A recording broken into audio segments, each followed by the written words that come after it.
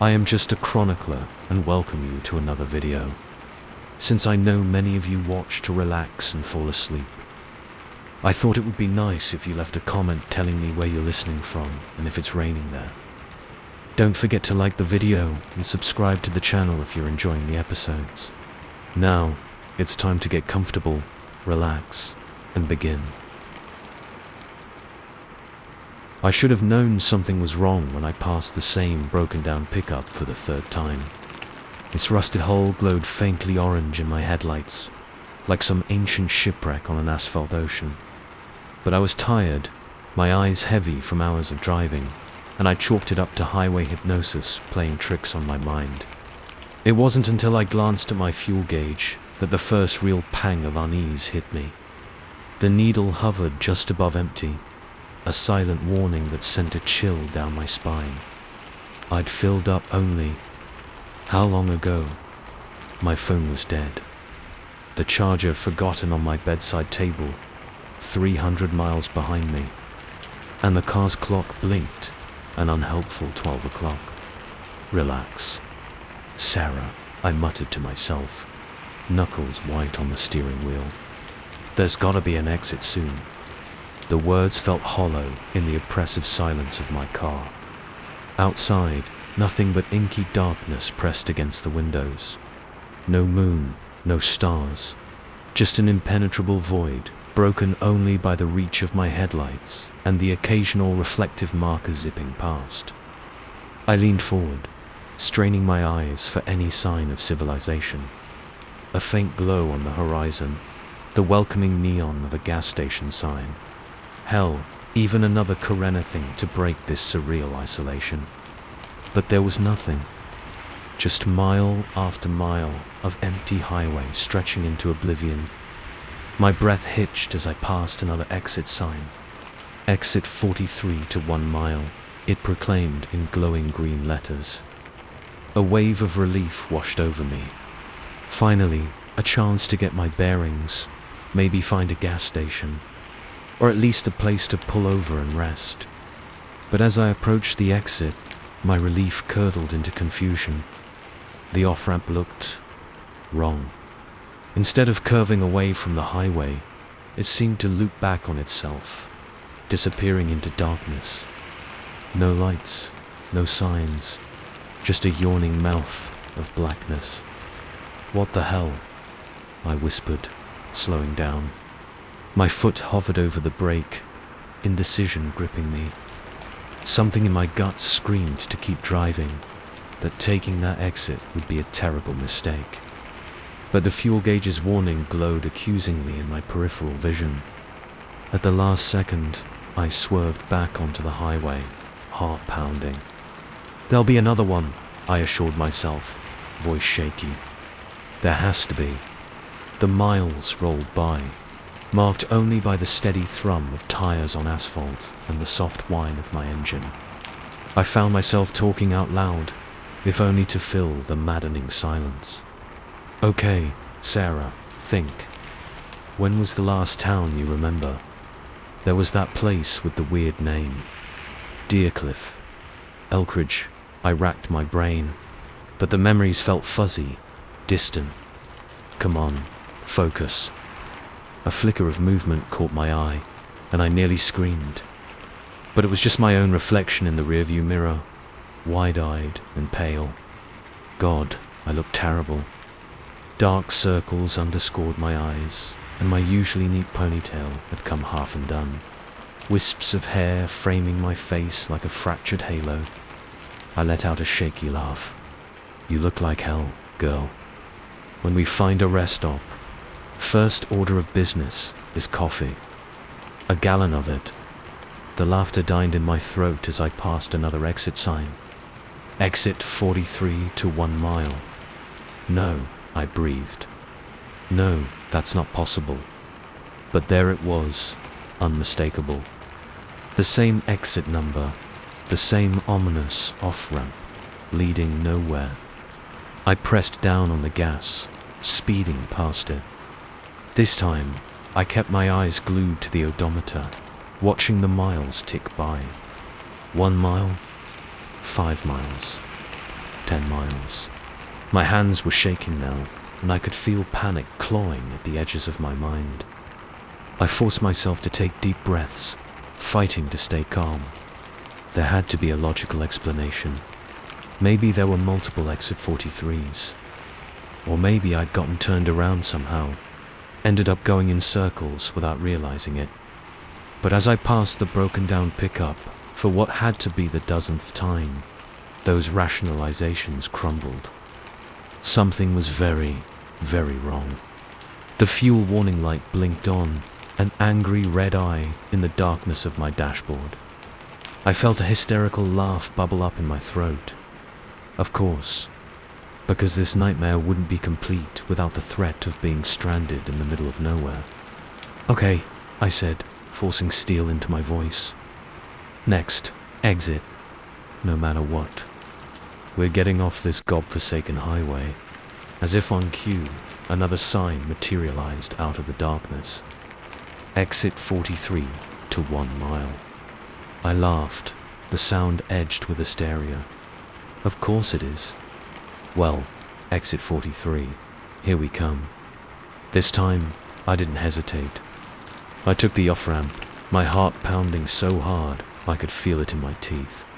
The loop seemed to go on forever, spiraling down into darkness. Just when I thought it would never end, I emerged onto a narrow 2-lane road. No street lights, no signs, just an endless tunnel of trees on either side, their branches reaching across the road like grasping fingers.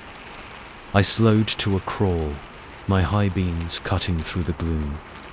"Hello," I called out the window, immediately feeling foolish. Who did I expect to answer? The trees. But then, impossibly, there was a response. A whisper so faint I almost missed it. "Sarah." I slammed on the brakes, the car skidding to a stop. "Who's there?" I shouted, my voice shrill with fear. Silence. Just the ticking of my cooling engine and the blood rushing in my ears. I fumbled for my phone, forgetting for a moment that it was dead. The blank screen reflected my terrified face back at me. Useless. A twig snapped in the woods to my right.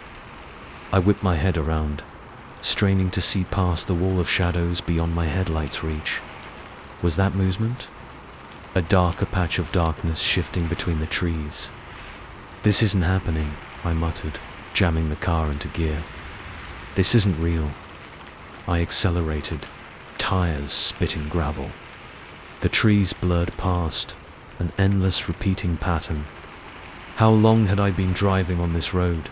Minutes, hours. The fuel gauge dipped lower, defying all logic. My palms were slick with sweat on the steering wheel. Another snap, closer this time. I risked a glance in the rearview mirror and felt my blood turn to ice. There was something in the back seat. A scream tore from my throat as I swerved, nearly sending the car into a ditch. When I looked again, the back seat was empty. But I could have sworn I'd seen a figure, hunched and wrong, its face a blur of shadows. "Get it together," I yelled at myself, blinking back tears. "It's not real. You're tired. You're scared. Your mind is playing tricks."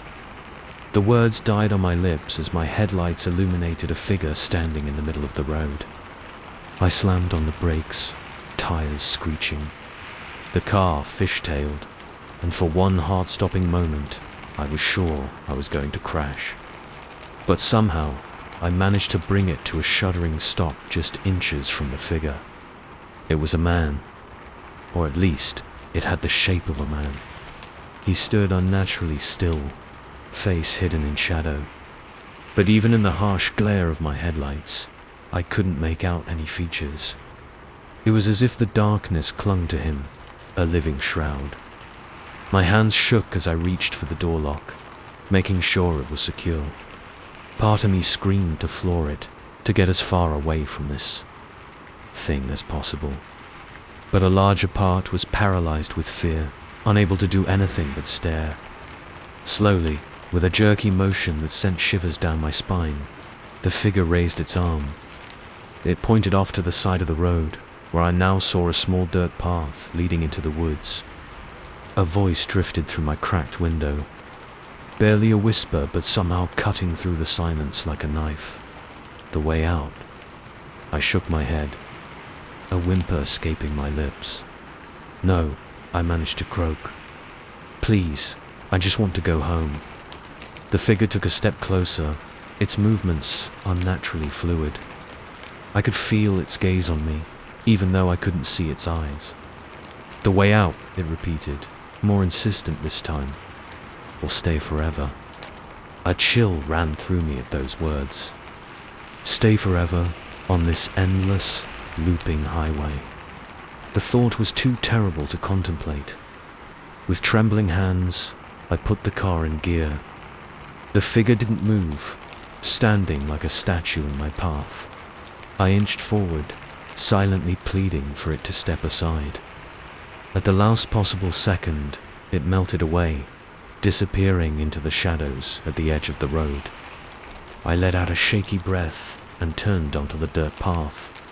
The trees closed in around me, branches scraping against the roof of my car. The path twisted and turned, each bend revealing only more darkness. I drove slowly, terrified of what might be lurking just beyond the reach of my headlights. Just when I thought the path would never end, it opened up into a small clearing. And there, like a mirage in the desert, was a gas station. Its neon sign flickered weakly, casting a sickly glow over a pair of ancient pumps. I pulled up, hardly daring to believe it was real. The station looked like it had been plucked straight out of the 1950s, all faded paint and rust. But it was the first sign of civilization I'd seen in what felt like days. As I stepped out of the car on shaky legs, the full moon emerged from behind a cloud, bathing the clearing in silvery light. I froze, my breath catching in my throat. The gas station wasn't alone. Scattered throughout the clearing were other buildings, a diner, a motel, even a small house. All looked as old and decrepit as the gas station, and parked in front of each building was a car. Dozens of them, from every era, all covered in a thick layer of dust. With dawning horror, I realized what I was seeing.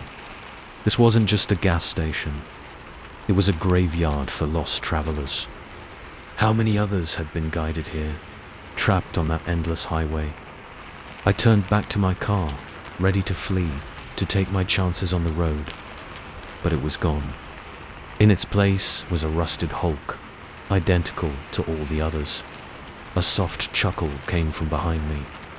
I spun around to see the shadowy figure from the road, now standing in the doorway of the gas station. "Welcome home, Sarah," it said, its voice like dry leaves rustling in the wind. "We've been waiting for you." As the words sank in, I felt the last shreds of my sanity begin to slip away. I sank to my knees in the dust, a scream building in my throat that I knew would never end. The last exit, indeed. Story 2. The first time I heard the voices, I was hanging a mirror in our new bedroom. Just a faint murmur, like a radio playing in another room. I cocked my head, straining to listen, but it faded as quickly as it had come. "Hey, Mark," I called out. "Did you say something?" My husband's voice drifted up from downstairs. "Nope. You okay up there, Jen?" I shook my head, chuckling at myself. "Yeah, just hearing things. This old house, you know." But as the days wore on, I couldn't shake the feeling that our dream home was trying to tell us something. We'd fallen in love with the place the moment we saw it. A gorgeous Victorian, all gabled roofs and intricate woodwork, set back from the road on 5 wooded acres. The realtor had gushed about its character and history, but honestly, I think we both stopped listening after Bilton Library. Now, elbow deep in boxes labeled kitchen fragile, I found myself pausing every few minutes, cocking my head like a dog hearing a distant whistle. There it was again, a soft susurration just on the edge of hearing. I set down the plate I'd been unwrapping and pressed my ear against the wall.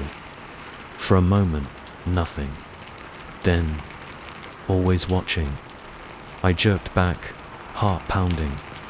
The voice had been clear as day, a man's voice, low and urgent.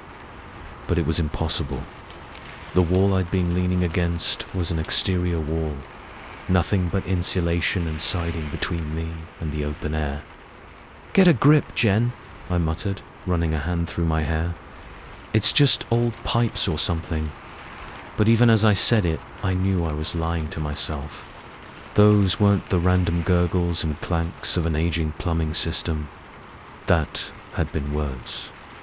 Over the next few weeks, I found myself growing increasingly on edge.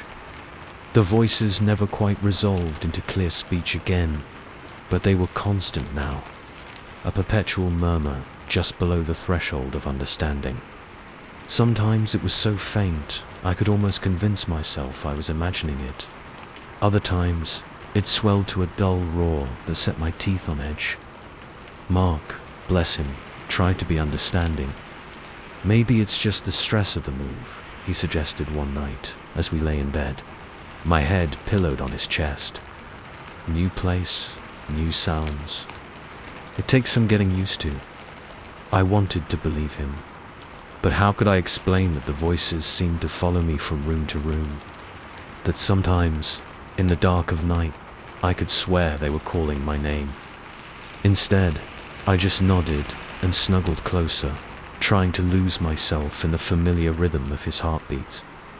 But even as exhaustion pulled me under, I could hear them, a ceaseless whisper at the edges of my consciousness.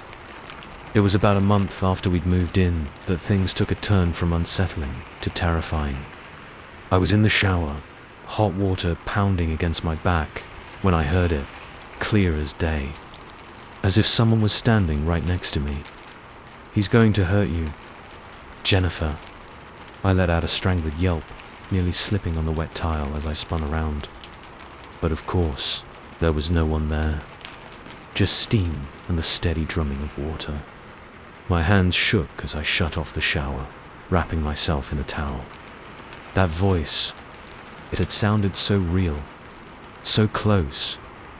And the words, "Don't be ridiculous," I said aloud, trying to inject some confidence into my voice. Mark would never hurt me. But as I wiped condensation from the mirror, I couldn't help but notice how pale and drawn my reflection looked. Dark circles shadowed my eyes, and my usually bright green irises seemed dull, almost faded. When had I started looking so haunted? That night at dinner, I watched Mark across the table, searching his familiar face for what? Some sign of hidden malice. The very idea was absurd. This was Mark, my rock, my best friend since college. The man who'd held my hand through my mother's funeral and surprised me with a trip to Paris for our 5th anniversary. "Earth 2, Jen." Mark's voice broke through my reverie. "You okay? You've been pushing that pasta around your plate for 10 minutes. I blinked, forcing a smile. "Sorry, just tired. Work's been crazy." He reached across the table, squeezing my hand. "Why don't you take tomorrow off? Get some rest. I worry about you, babe." The genuine concern in his eyes made me feel guilty for even considering the voice's warning. This was Mark. My Mark. Whatever was going on in this house, he wasn't part of it. But that night, as we lay in bed, I found myself hyper-aware of every move he made. The weight of his arm across my waist felt suddenly oppressive. His breath on the back of my neck sent shivers down my spine, and not the good kind. I lay there rigid, listening to the whispers that never quite stopped. Were they getting louder? Or was I just becoming more attuned to them? Not what he seems. Danger. Get out while you can. I must have dozed off eventually because the next thing I knew, weak morning light was filtering through the curtains. Mark's side of the bed was empty, the sheets cool to the touch. I sat up, rubbing sleep from my eyes, and that's when I saw it. There, scrawled across the white wall, in what looked horribly like dried blood. "He is not who you think he is," I screamed. I couldn't help it. The sound tore from my throat, raw and primal. Footsteps thundered up the stairs, and Mark burst into the room, wild-eyed. "Jen, what's wrong? Are you hurt?" I pointed a shaking finger at the wall, words failing me. But when I turned back to look, the writing was gone. The wall was pristine, unmarked. There was. I stammered, my mind reeling. Writing on the wall. It said. Mark's face softened with concern. He sat on the edge of the bed, pulling me into his arms. Hey, it's okay. It was just a dream." Was it? The memory felt so vivid, so real. But how could writing just disappear? As Mark held me, murmuring soothing words, I found myself stiffening. A new whisper, barely audible, seemed to come from the very air around us. "He did it while he slept. He's trying to make you think you're crazy." I jerked away from Mark, my heart pounding. He looked at me, bewildered and hurt. "Jen, what's going on?" I opened my mouth, but no words came out. How could I explain that our house was talking to me? That it was warning me against him? I'd sound insane. Maybe I was insane. The next few days passed in a haze. I took time off work, claiming a stomach bug, but really, I couldn't bear to leave the house. I needed to figure out what was happening. Was I losing my mind? Or was there something more sinister at play? I found myself poring over the house's history, searching for any clue that might explain the voices. But all I found were dry facts. Building dates, previous owners, minor renovations. Nothing to suggest why our dream home had turned into a nightmare. Mark grew increasingly worried. I caught him watching me when he thought I wasn't looking, his brow furrowed with concern. He suggested doctors, therapists, even a weekend away. But the thought of leaving, of being alone with him, sent ice through my veins. It all came to a head on a stormy Tuesday night. Mark was working late, and I was curled up in the library, a book open on my lap, but unread. The voices had been particularly active all day, a constant stream of warnings and pleas. "Not safe. He's coming. You have to get out." A crack of thunder made me jump, and suddenly, the power went out. I was plunged into darkness, the only light coming from occasional flashes of lightning outside. And in that darkness, the voices crescendoed. No longer whispers, but a cacophony of shouts and screams. I clapped my hands over my ears, but it did nothing to muffle the sound. "He's here. Run. Get out now." I stumbled to my feet, blind in the dark, my heart threatening to burst from my chest. The voices were so loud now, drowning out even the storm outside. And then, cutting through it all, I heard the front door open. "Jen," Mark's voice called out. "You okay?" "The power's out on the whole street." I backed away, fumbling behind me for anything I could use as a weapon. My hand closed around something heavy, a bookend maybe. "I'm in the library," I called back, hating how my voice shook. I heard his footsteps approaching, slow and measured. Was it my imagination, or did they sound menacing? "The voices," I whispered. "Are they real? Or am I losing my mind?" And then, for the first time, the voices spoke in perfect unison. No longer a chaotic jumble, but a single, clear statement. "We are you, Jennifer. We are your instincts, your buried memories. He made you forget. But we remember. We remember everything. The library door creaked open. Jen, Mark's silhouette filled the doorway. Why are you sitting in the dark? And why are you holding that? Lightning flashed, illuminating the room for a split second. In that moment, I saw Mark's face. But it wasn't the face I knew. It was twisted, cruel, a mask slipping to reveal something monstrous beneath. And in that moment, I remembered. Flashes of a life I'd forgotten, or been made to forget. Bruises hidden under long sleeves. Apologies and promises it would never happen again. The slow erosion of my confidence, my sense of self. The bookend fell from my nerveless fingers. Oh God, I whispered. It was real. All of it. Mark took a step forward. His voice gentle, but with an undercurrent I couldn't believe I'd never noticed before. Jen, baby, you're not making any sense. Why don't you come here and we'll talk about it? But I was done listening to that voice. Instead, I listened to the chorus in my head. My own voice, fractured and multiplied, but finally, blessedly clear. Run. And so I did. Story 3. I first noticed it on a Tuesday. A glimpse of stillness in a world of constant motion.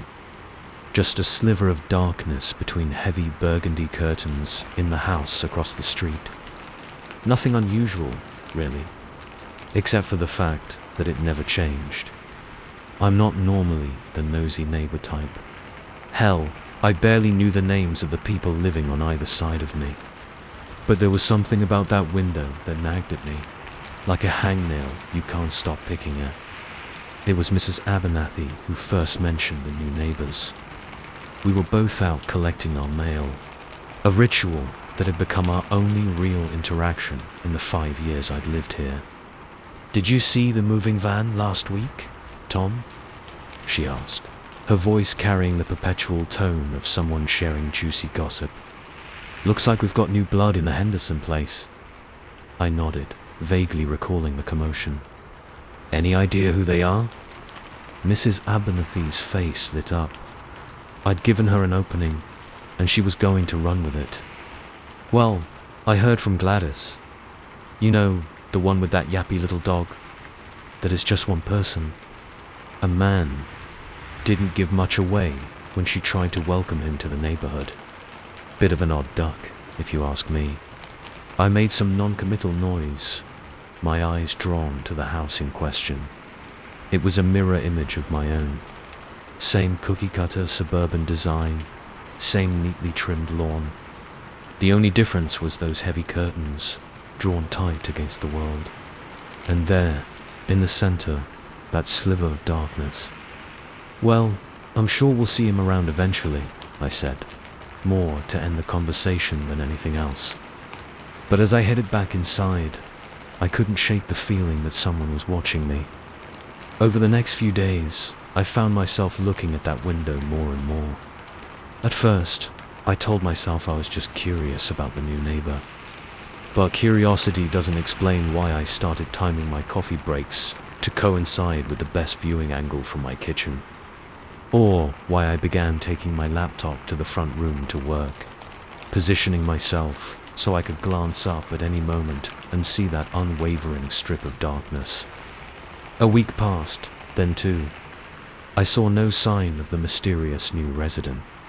No lights ever came on in the house. No car ever pulled into the driveway. The grass remained at the exact same length, as if frozen in time.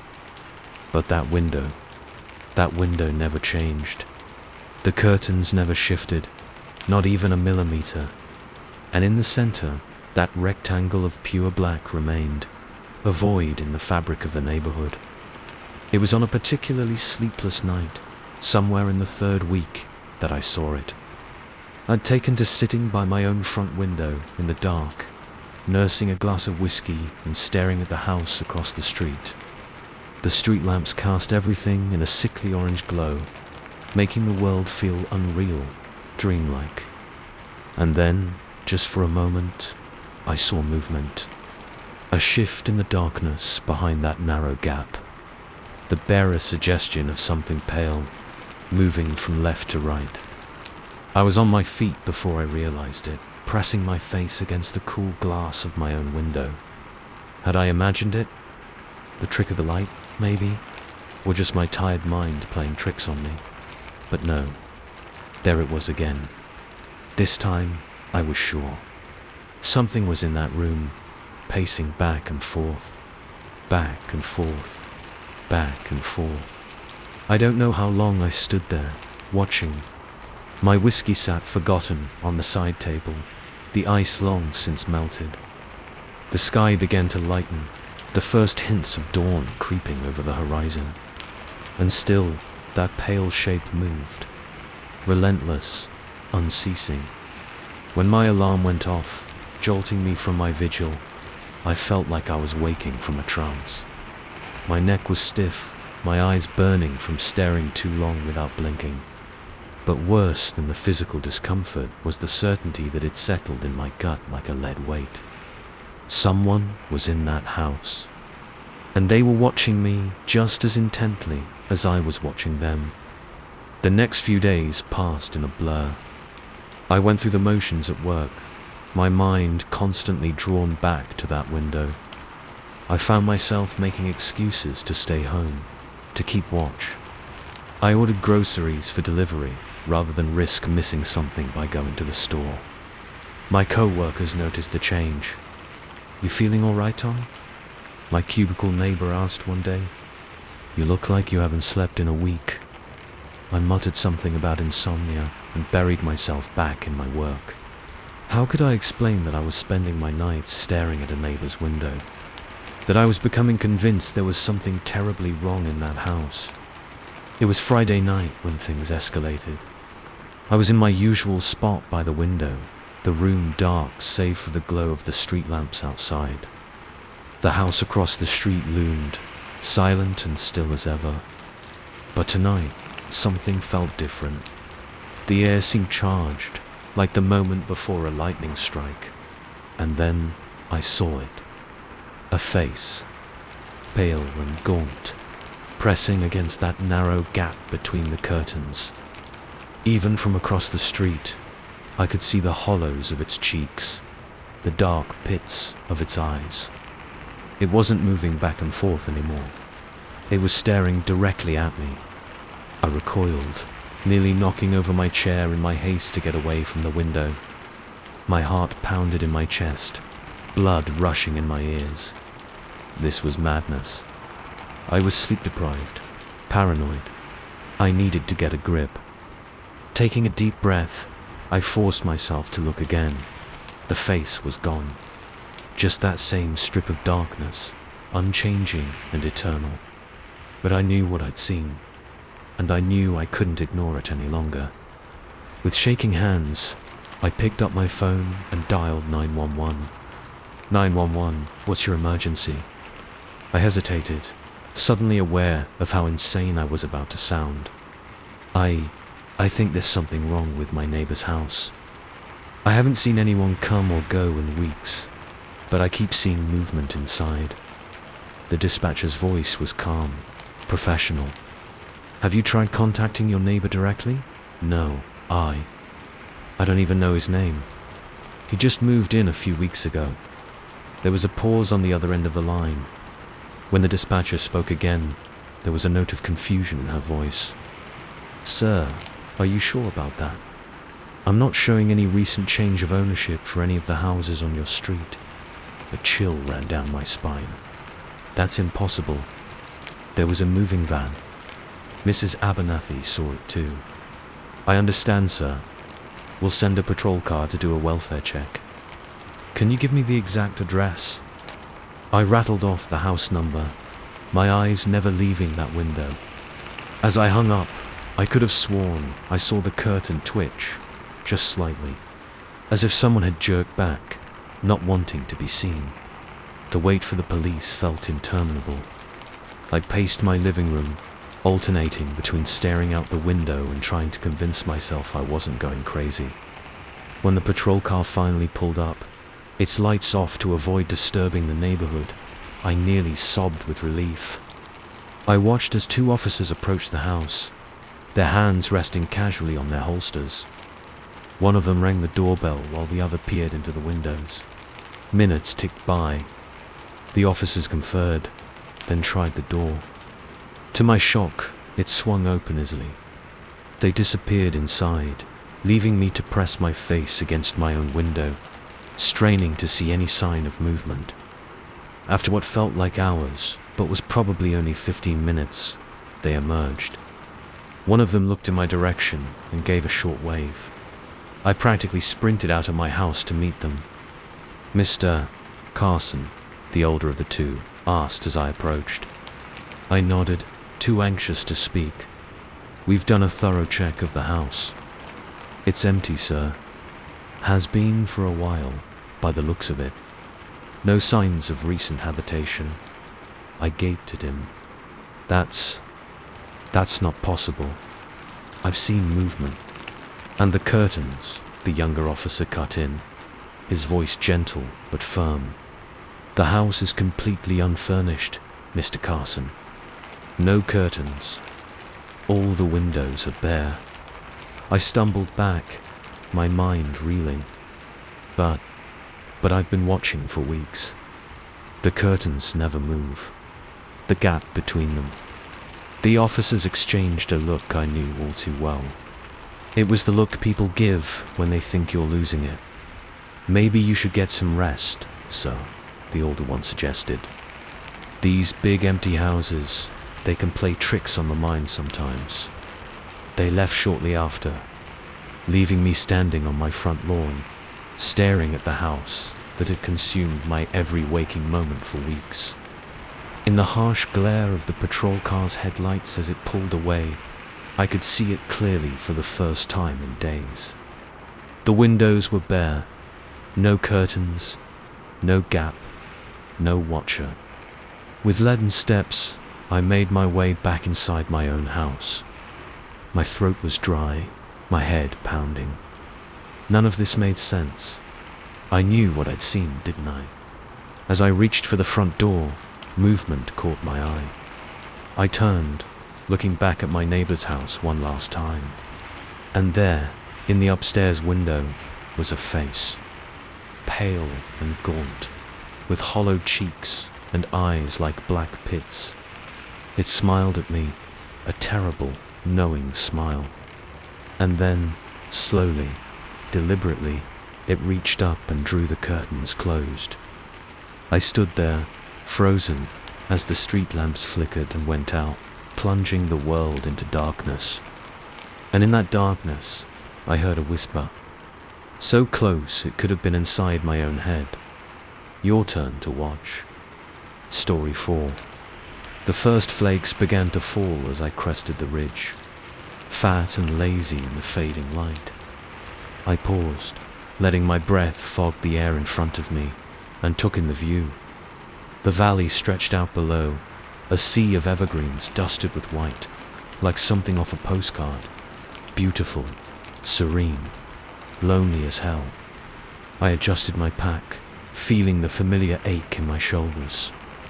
3 days into a week-long solo hike, and already I was questioning my life choices. But isn't that what people do after a messy breakup? Go find themselves in nature or whatever. As the light dimmed and the snowfall thickened, I knew I needed to find shelter soon. That's when I saw it. A flicker of movement in the trees below. I squinted, thinking it might be a deer or maybe a bear looking for a last meal before hibernation. But no, it was a person. Even from this distance, I could tell they were struggling. Stumbling, really, weaving between the trees like a drunk after last call. Maybe a fellow hiker who'd gotten turned around, or a local who'd wandered too far from town. I cupped my hands around my mouth. "Hey, you okay down there?" No response. Either they couldn't hear me over the wind that was picking up, or I sighed, already knowing what I was going to do. Maggie always said my pathological need to help people would get me in trouble someday. Guess that's why she left. Good job, Ethan, I muttered to myself as I started down the slope. Play hero in the middle of nowhere. What could go wrong? By the time I reached the valley floor, full darkness had settled in. The snow was coming down hard now, cutting visibility to almost nothing. I fumbled for my headlamp, clicking it on and sweeping the beam across the ground. And there they were, footprints in the fresh snow. I felt a rush of relief. At least I wasn't chasing ghosts. The tracks were clear, if a bit erratic. Definitely someone who was lost or injured. "Hello," I called out again. "I'm here to help. Where are you?" Nothing but the soft shush of falling snow answered me. I started following the tracks, my headlamp cutting a narrow path through the darkness.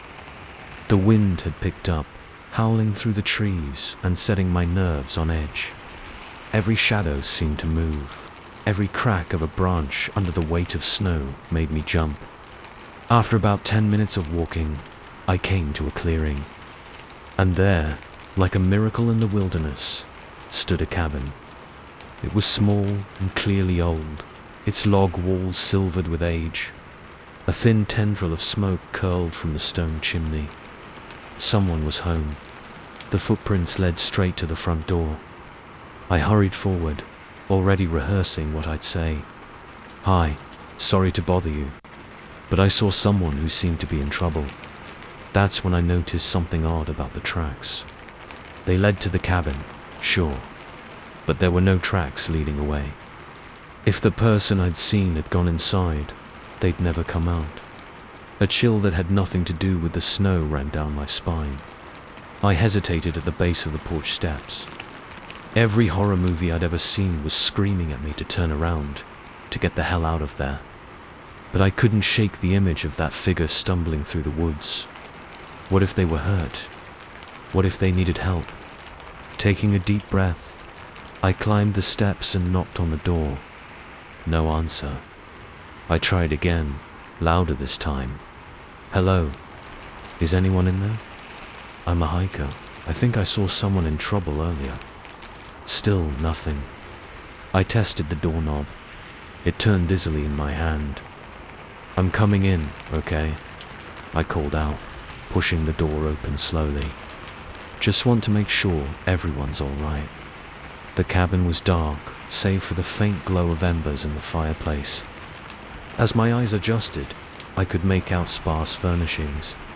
A rough-hewn table, a couple of chairs, a narrow bed in the corner. But no people. "Hello." My voice sounded small in the empty room. I stepped further inside, the floorboards creaking under my weight. The air was thick with the smell of wood smoke and something else. Something metallic and unpleasant. My headlamp beam fell on something dark, staining the floor near the fireplace. At first, I thought it was a shadow, but as I moved closer, my stomach churned. Blood. A lot of it. I stumbled back, my heart pounding in my chest. This was bad. This was very, very bad. I needed to get out of there, to call for help. I turned to leave, and froze. The door was closed. I could have sworn I'd left it open. The wind must have blown it shut. That had to be it. With shaking hands, I grabbed the doorknob and turned. It didn't budge.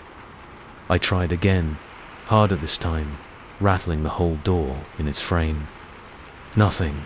No, no, no," I muttered, panic rising in my throat. This isn't happening.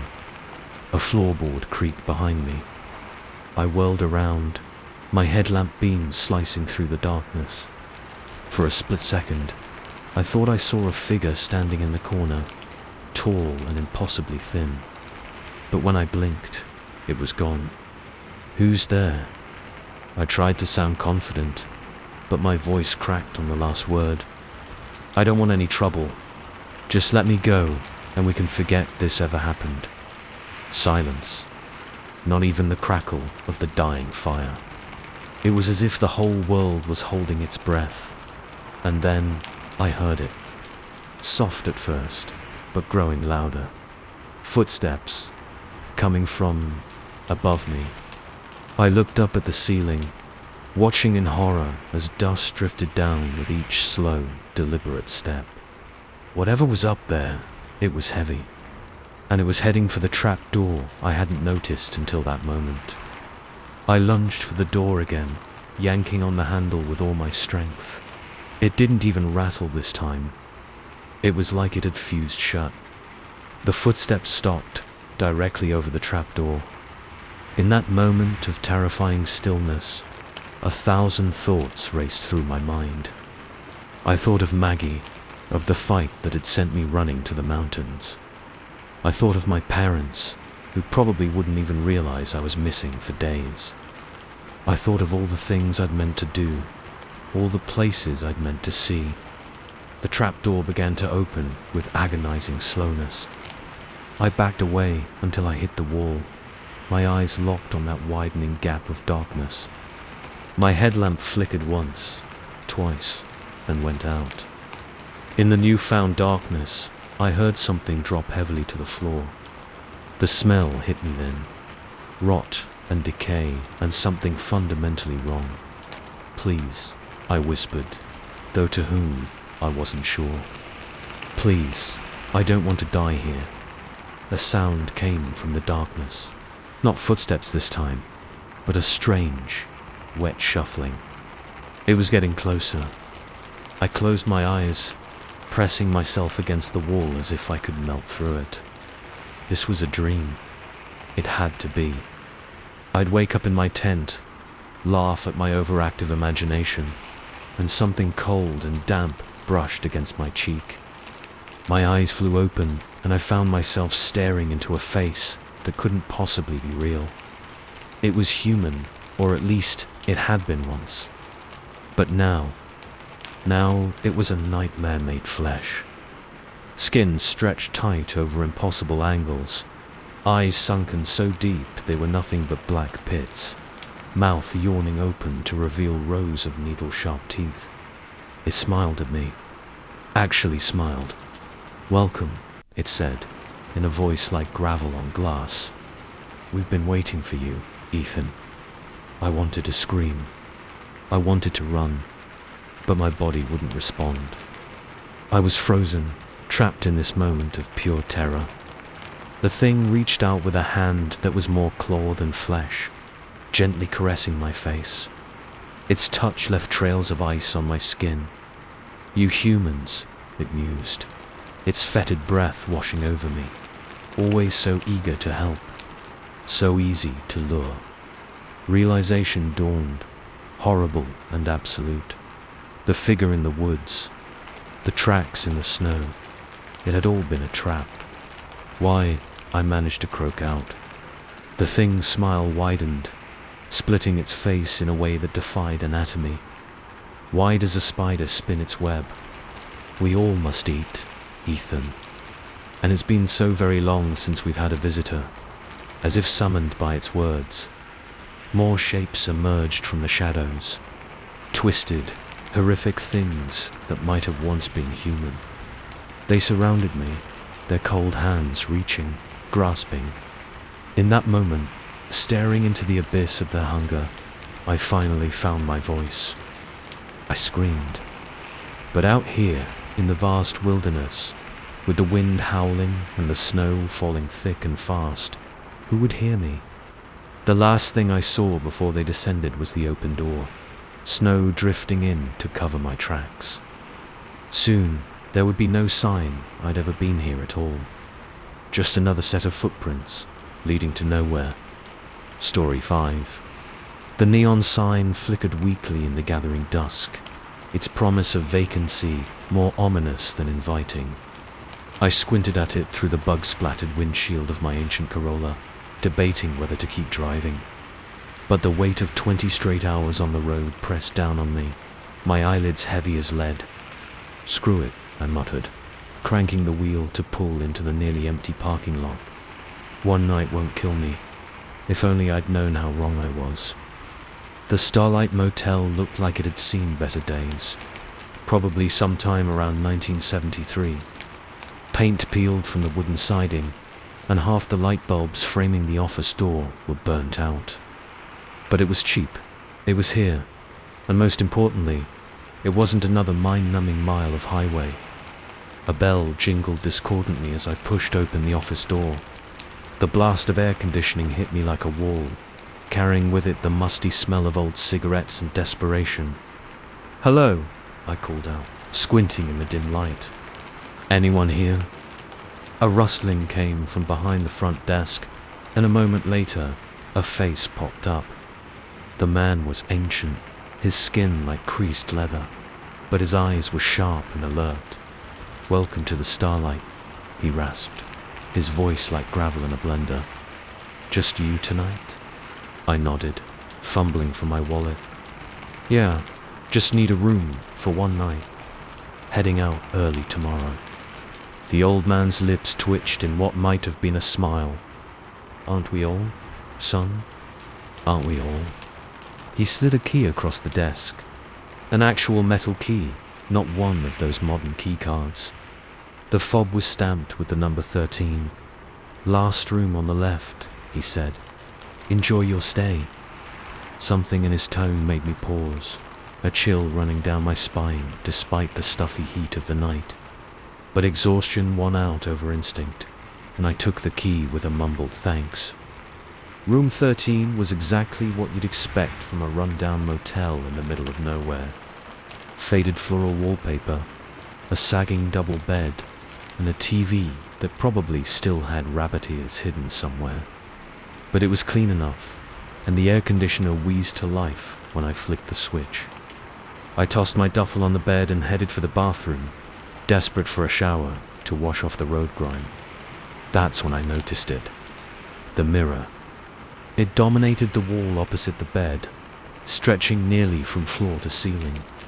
In the dim light of the single bedside lamp, my reflection looked off somehow, distorted, like I was looking at myself through warped glass. I blinked hard, chalking it up to exhaustion. But as I moved closer, the feeling of wrongness intensified. My reflection seemed to lag just a fraction of a second behind my movements. And was it my imagination, or did the eyes looking back at me seem darker, hungrier? I shook my head, turning away. "Get it together, Mike," I muttered. "You were just tired." The shower helped, the hot waters sluicing away some of the tension in my muscles. But as I toweled off, I couldn't shake the feeling of being watched. My eyes kept darting to the mirror, half expecting to see something other than my own reflection staring back. Sleep came fitfully that night. Every time I dozed off, I'd jerk awake, certain I'd heard movement in the room. But each time, there was nothing, just the hum of the air conditioner and my own ragged breathing. It was during one of these moments of wakefulness that I saw it, a flicker of movement in the mirror, just at the edge of my vision. I sat bolt upright, heart pounding. "Hello." My voice sounded thin and reedy in the oppressive silence of the room. No response, just that mirror reflecting the empty room back at me. Except, I squinted, leaning forward. Was it my sleep-deprived brain playing tricks, or did my reflection seem sharper now, more solid than the rest of the room? I swung my legs over the side of the bed, padding cautiously toward the mirror. My reflection did the same, moving in perfect sync. But as I drew closer, I noticed something that turned my blood to ice. The numbers on the alarm clock behind me. In the real room, they glowed a steady 3:47 a.m. But in the mirror, the clock read 3 to 74. I stumbled back, my heart thundering in my chest. This wasn't possible. Mirrors don't just change things, do they? A soft chuckle froze me in place.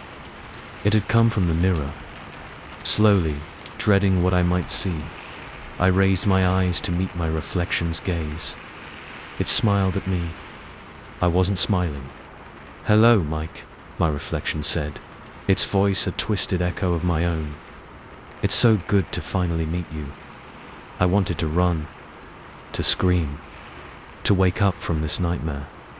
But I was rooted to the spot, unable to do anything but stare in horror as my reflection pressed its hands against the glass. "Don't look so surprised," it continued, its grin widening to impossible proportions. "You've always known I was here, haven't you? Lurking just beneath the surface, waiting for my chance. I found my voice, though it came out as little more than a whisper. What are you?" The thing in the mirror laughed, a sound like breaking glass. "I'm you, Mike. The real you. The one you've been running from all these years." As it spoke, I noticed other changes in the mirrored room. The wallpaper seemed to writhe and pulse, patterns shifting into grotesque faces that leered at me. The bed twisted into a mass of writhing tentacles, and behind my reflection, shadows gathered, taking on vaguely humanoid shapes. "This isn't real," I muttered, squeezing my eyes shut. "I'm dreaming. I have to be dreaming. Oh, it's real," my reflection purred. "More real than anything you've ever known. And now, it's time for you to join us." My eyes flew open as I felt something grab my wrist. To my horror, my reflection's hand was emerging from the mirror, its fingers elongating into razor-sharp claws that dug into my flesh. I tried to pull away, but its grip was like iron. Slowly, inexorably, it began to draw me toward the mirror. "No!" I shouted, bracing my free hand against the wall. This isn't happening, but it was. I could feel the surface of the mirror giving way, not shattering, but morphing into something liquid and cold. As my reflection pulled, I felt myself sinking into it, the icy substance creeping up my arm. "Don't fight it, Mike," my doppelganger crooned. "Embrace who you really are. Let go of that fragile shell and become something more." The mirror stuff had reached my shoulder now, tendrils of it snaking across my chest. Where it touched, I felt a burning cold, as if my very essence was being rewritten. In desperation, I lashed out with my free hand, aiming for my reflection's face. To my surprise, my fist connected, sending ripples across the mirror's surface. My double howled, more in anger than pain, its face contorting into something inhuman. "You can't fight us forever," it snarled. "We are legion, and you are but one." As if in response to its words, more hands emerged from the mirror, grasping at my clothes, my hair, trying to drag me in. I thrashed wildly, my feet scrabbling for purchase on the thin motel carpet. "Help!" I screamed, not caring if I woke the whole motel. "Somebody help me!" But even as the words left my mouth, I knew it was useless. This place, this room, it wasn't part of the real world anymore, if it ever had been. Just when I thought all was lost, my flailing hands struck something solid. The bedside lamp. Without thinking, I grabbed it and swung with all my might at the mirror. The crash was deafening in the small room. I felt the lamp connect, felt the surface of the mirror give way. But instead of shattering into 1,000 pieces, it imploded. There was a moment of absolute silence, a vacuum of sound and sensation.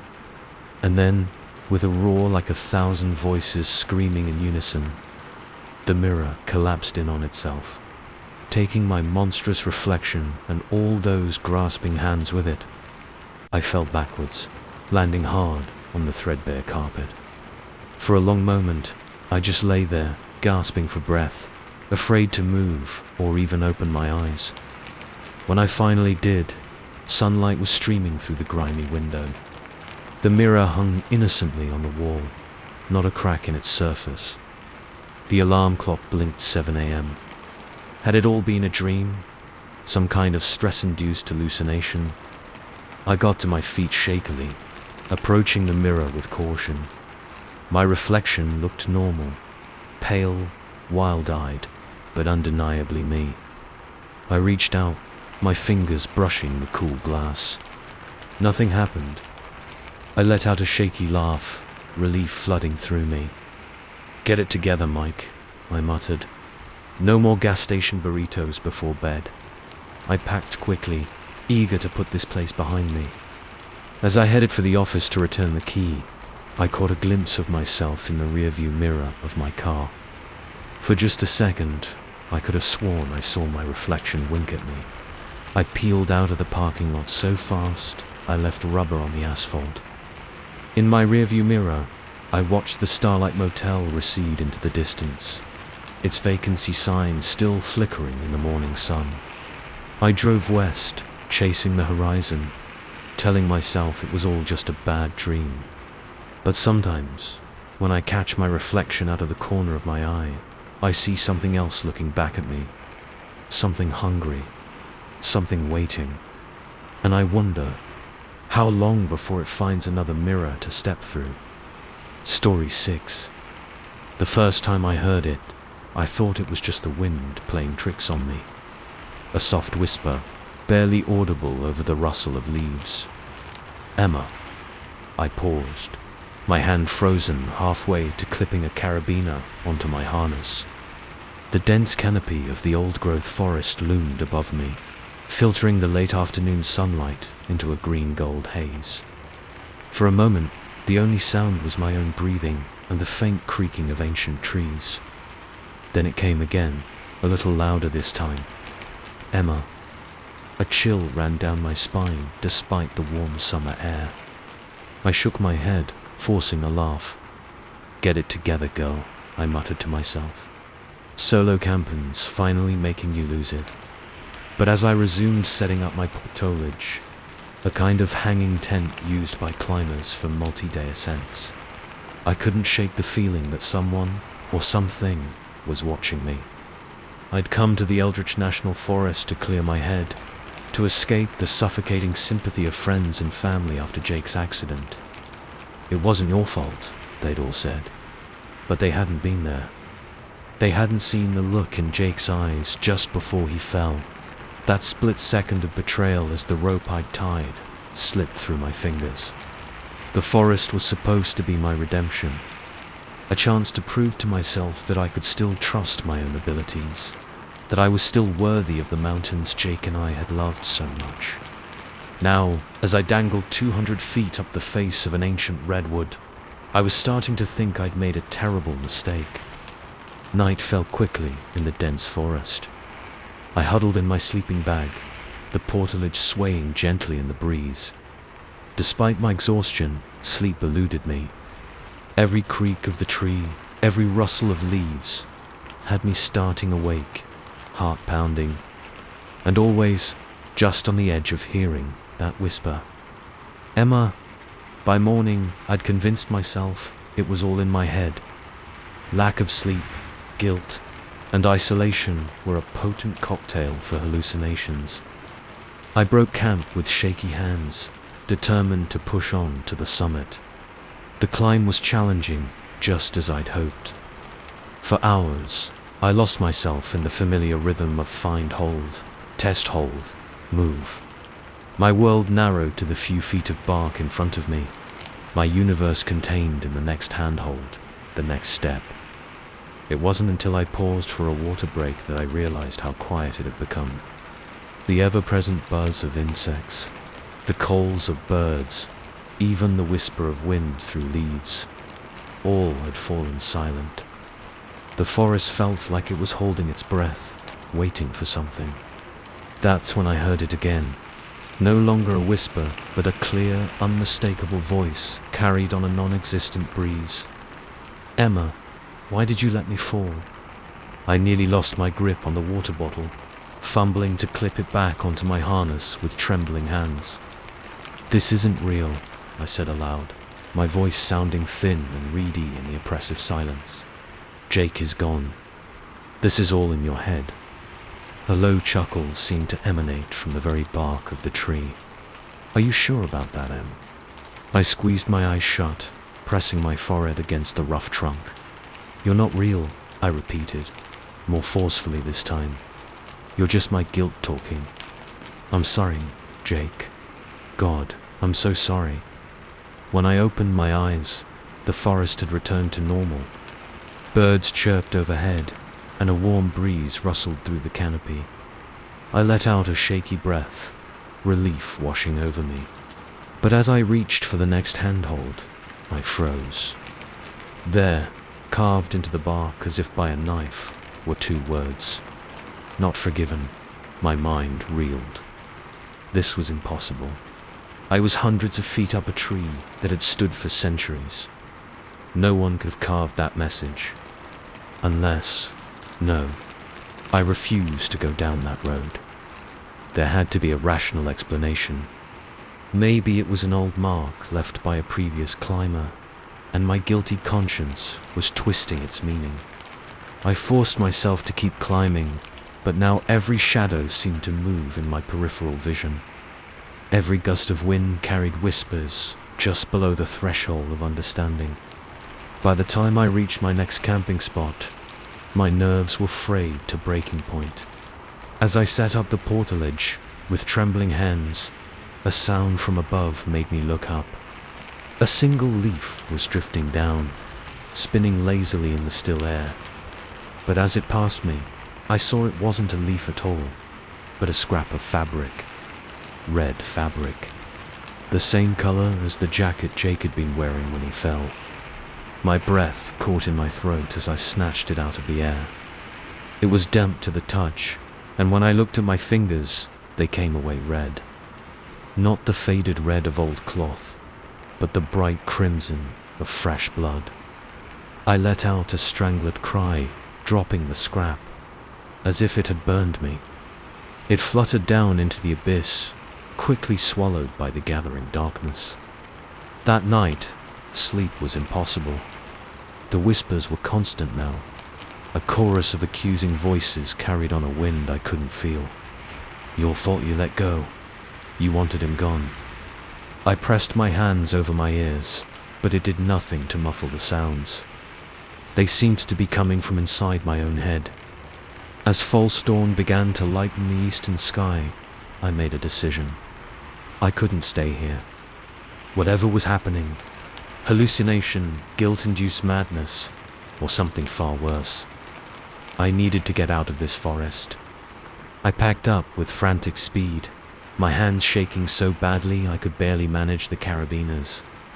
The voices grew louder as I prepared to descend, a cacophony of whispers that seemed to press in on me from all sides. "Stay with us, Emma. You belong here now. Join us in the dark." I began to rappel down, moving faster than was safe. Branches whipped past my face, leaving stinging scratches. But I didn't slow down. I couldn't. About halfway down, disaster struck. In my haste, I hadn't noticed my rope running over a sharp edge of bark. As I put my full weight on it, I heard the heart-stopping sound of fibers snapping. Time seemed to slow. I saw the frayed edge of the rope, individual strands unraveling before my eyes. I saw the ground, so far below, waiting to embrace me just as it had Jake. And I saw, impossibly, a hand reaching out from the trunk of the tree. Jake's hand, pale and glistening with something dark. "Take it, Em," his voice whispered from everywhere and nowhere. "Let me catch you this time." For a moment, just a fraction of a second, I hesitated. Part of me, the part drowning in guilt and loneliness, wanted to take that hand, to let go and fall into whatever darkness waited below. But then I thought of Jake, the real Jake, not this twisted echo born of grief and forest shadows. He would want me to live. With a cry of defiance, I pushed off from the trunk, arcing away from that grasping hand just as my rope finally gave way. For a heartbeat, I was in free fall, the ground rushing up to meet me. Then my backup line caught, the sudden jerk nearly tearing me out of my harness. I let out a sob of relief, hanging there in empty space. As the first real rays of sunlight began to pierce the canopy, the rest of the descent passed in a blur. When my feet finally touched the ground, my legs gave out, and I collapsed onto the forest floor. I didn't know how long I lay there, sobbing into the leaf litter, before I found the strength to stand. As I stumbled towards my car, I cast one last look back at the mighty redwood I'd just descended. For a moment, I thought I saw a figure standing at its base, tall and pale, with eyes like dark pits and a mouth stretched in an impossible grin. I blinked, and it was gone. Just an old tree, its bark marred by the passage of time and elements. I drove out of Eldridge National Forest with shaking hands, not stopping until I'd put 100 miles between me and those whisper-haunted woods. I told myself it had all been in my head, a manifestation of guilt and grief, pushed to the breaking point by isolation. But sometimes, on quiet nights when the wind blows just right, I hear it again. That soft, insistent whisper calling my name. And I wonder, how long before the forest calls me back to finish what we started? Story 7. The first thing I noticed was the smell, or rather, the lack of it. Gone was the usual potpourri of stale coffee, cheap perfume, and that indefinable scent of too many bodies crammed into too small a space. Instead, the air in the train car was sterile, like a hospital room, but without the underlying temps of disinfectant. I blinked, looking around in confusion. Had I dozed off? The last thing I remembered was boarding the 8:15 to downtown, same as I had every weekday for the past 5 years. But now, the car was empty. Not just less crowded than usual, but completely devoid of other passengers. No harried businessmen clutching briefcases, no students with their oversized headphones, no elderly ladies peering suspiciously at everyone over their knitting. Just me, alone, in a train car that suddenly felt far too large. I checked my watch. 8:23. We should have been pulling into Somerset Station by now, always packed to the gills with commuters. But outside the windows, I saw only an endless blur of grey. "Attention passengers," a tinny voice crackled over the intercom, making me jump. "We are now approaching Oakwood Station." Oakwood Station, next stop. I frowned. Oakwood wasn't on my usual route. In fact, I couldn't remember ever hearing of a station by that name. The train began to slow, and I leaned forward, eager to see some sign of life outside. But as we pulled into the station, my unease only grew. The platform was deserted. No waiting passengers, no ticket inspector, not even a stray piece of litter. Just an empty expanse of concrete stretching off into a hazy distance. The doors slid open with a soft hiss. "Oakwood Station," the voice announced again. "All passengers for Oakwood, please exit now." I stayed in my seat, a chill running down my spine. Something was very, very wrong here. The doors remained open for what felt like an eternity, a yawning invitation to a world that didn't quite seem real. Finally, mercifully, they closed. As the train pulled away, I caught a glimpse of something that made my blood run cold. There, at the far end of the platform, was a figure. Tall, unnaturally still, and facing directly towards me. I couldn't make out any features, but I had the distinct impression it was smiling. I blinked, and it was gone. Just an empty platform receding into the distance. My heart was pounding now, palms slick with sweat as I gripped the edge of my seat. This had to be a dream, right? Some kind of stress-induced hallucination. I pinched myself hard, wincing at the sharp pain. Not a dream, then. The intercom crackled to life again. Next stop, Maplewood. Maplewood Station, next stop. Another unfamiliar name. Another empty station sliding past the windows. This continued for what felt like hours. Station after station, each as deserted as the last.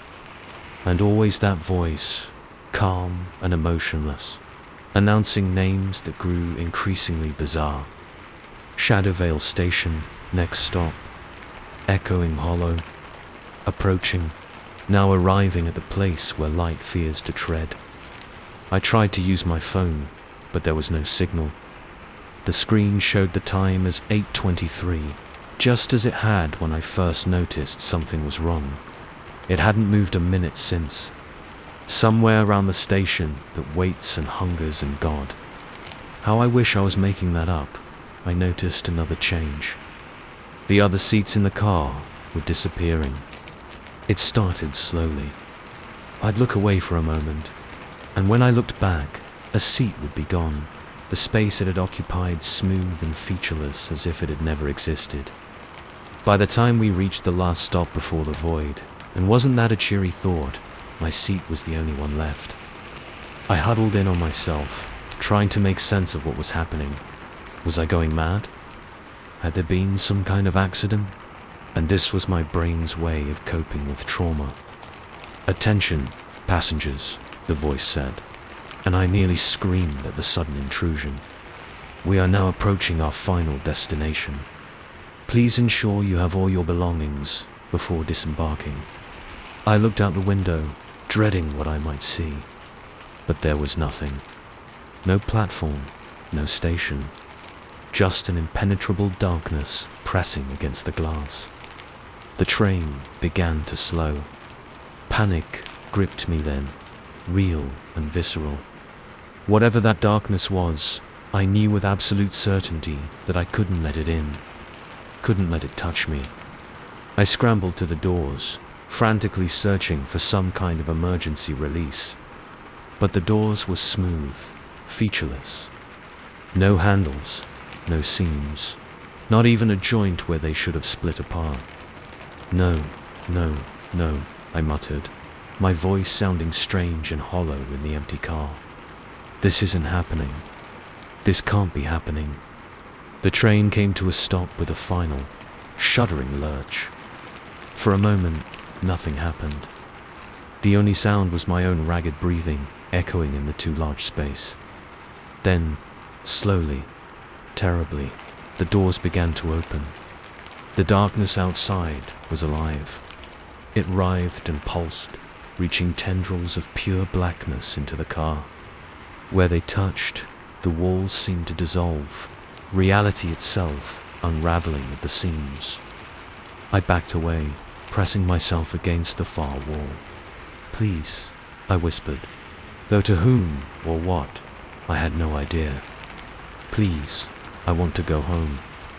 As if in response, I heard a sound. Faint at first, but growing louder. A voice. No voices. Hundreds of them. Thousands. All calling out in a cacophony of terror and despair. And among them, I heard something that made my blood freeze. My own voice. "Help me. Someone, please. I don't want to be here anymore." It was me, but not me. A version of myself lost in that writhing darkness, begging for a rescue that would never come. The tendrils were almost upon me now, the acrid smell of nothingness filling my lungs. I closed my eyes, waiting for the end. "Excuse me, sir. Sir, are you all right?" My eyes snapped open. I was back in my usual train car, surrounded by the familiar press of morning commuters. A concerned-looking woman was leaning over me, her hand hovering uncertainly near my shoulder. "You were shouting in your sleep," she said. "Bad dream." I nodded mutely, my heart still racing. A dream. It had all been a dream. "Somerset Station, next stop," the conductor's voice announced. Blessedly normal, and devoid of any cosmic horror. I mumbled my thanks to the woman, gathering my things with shaking hands.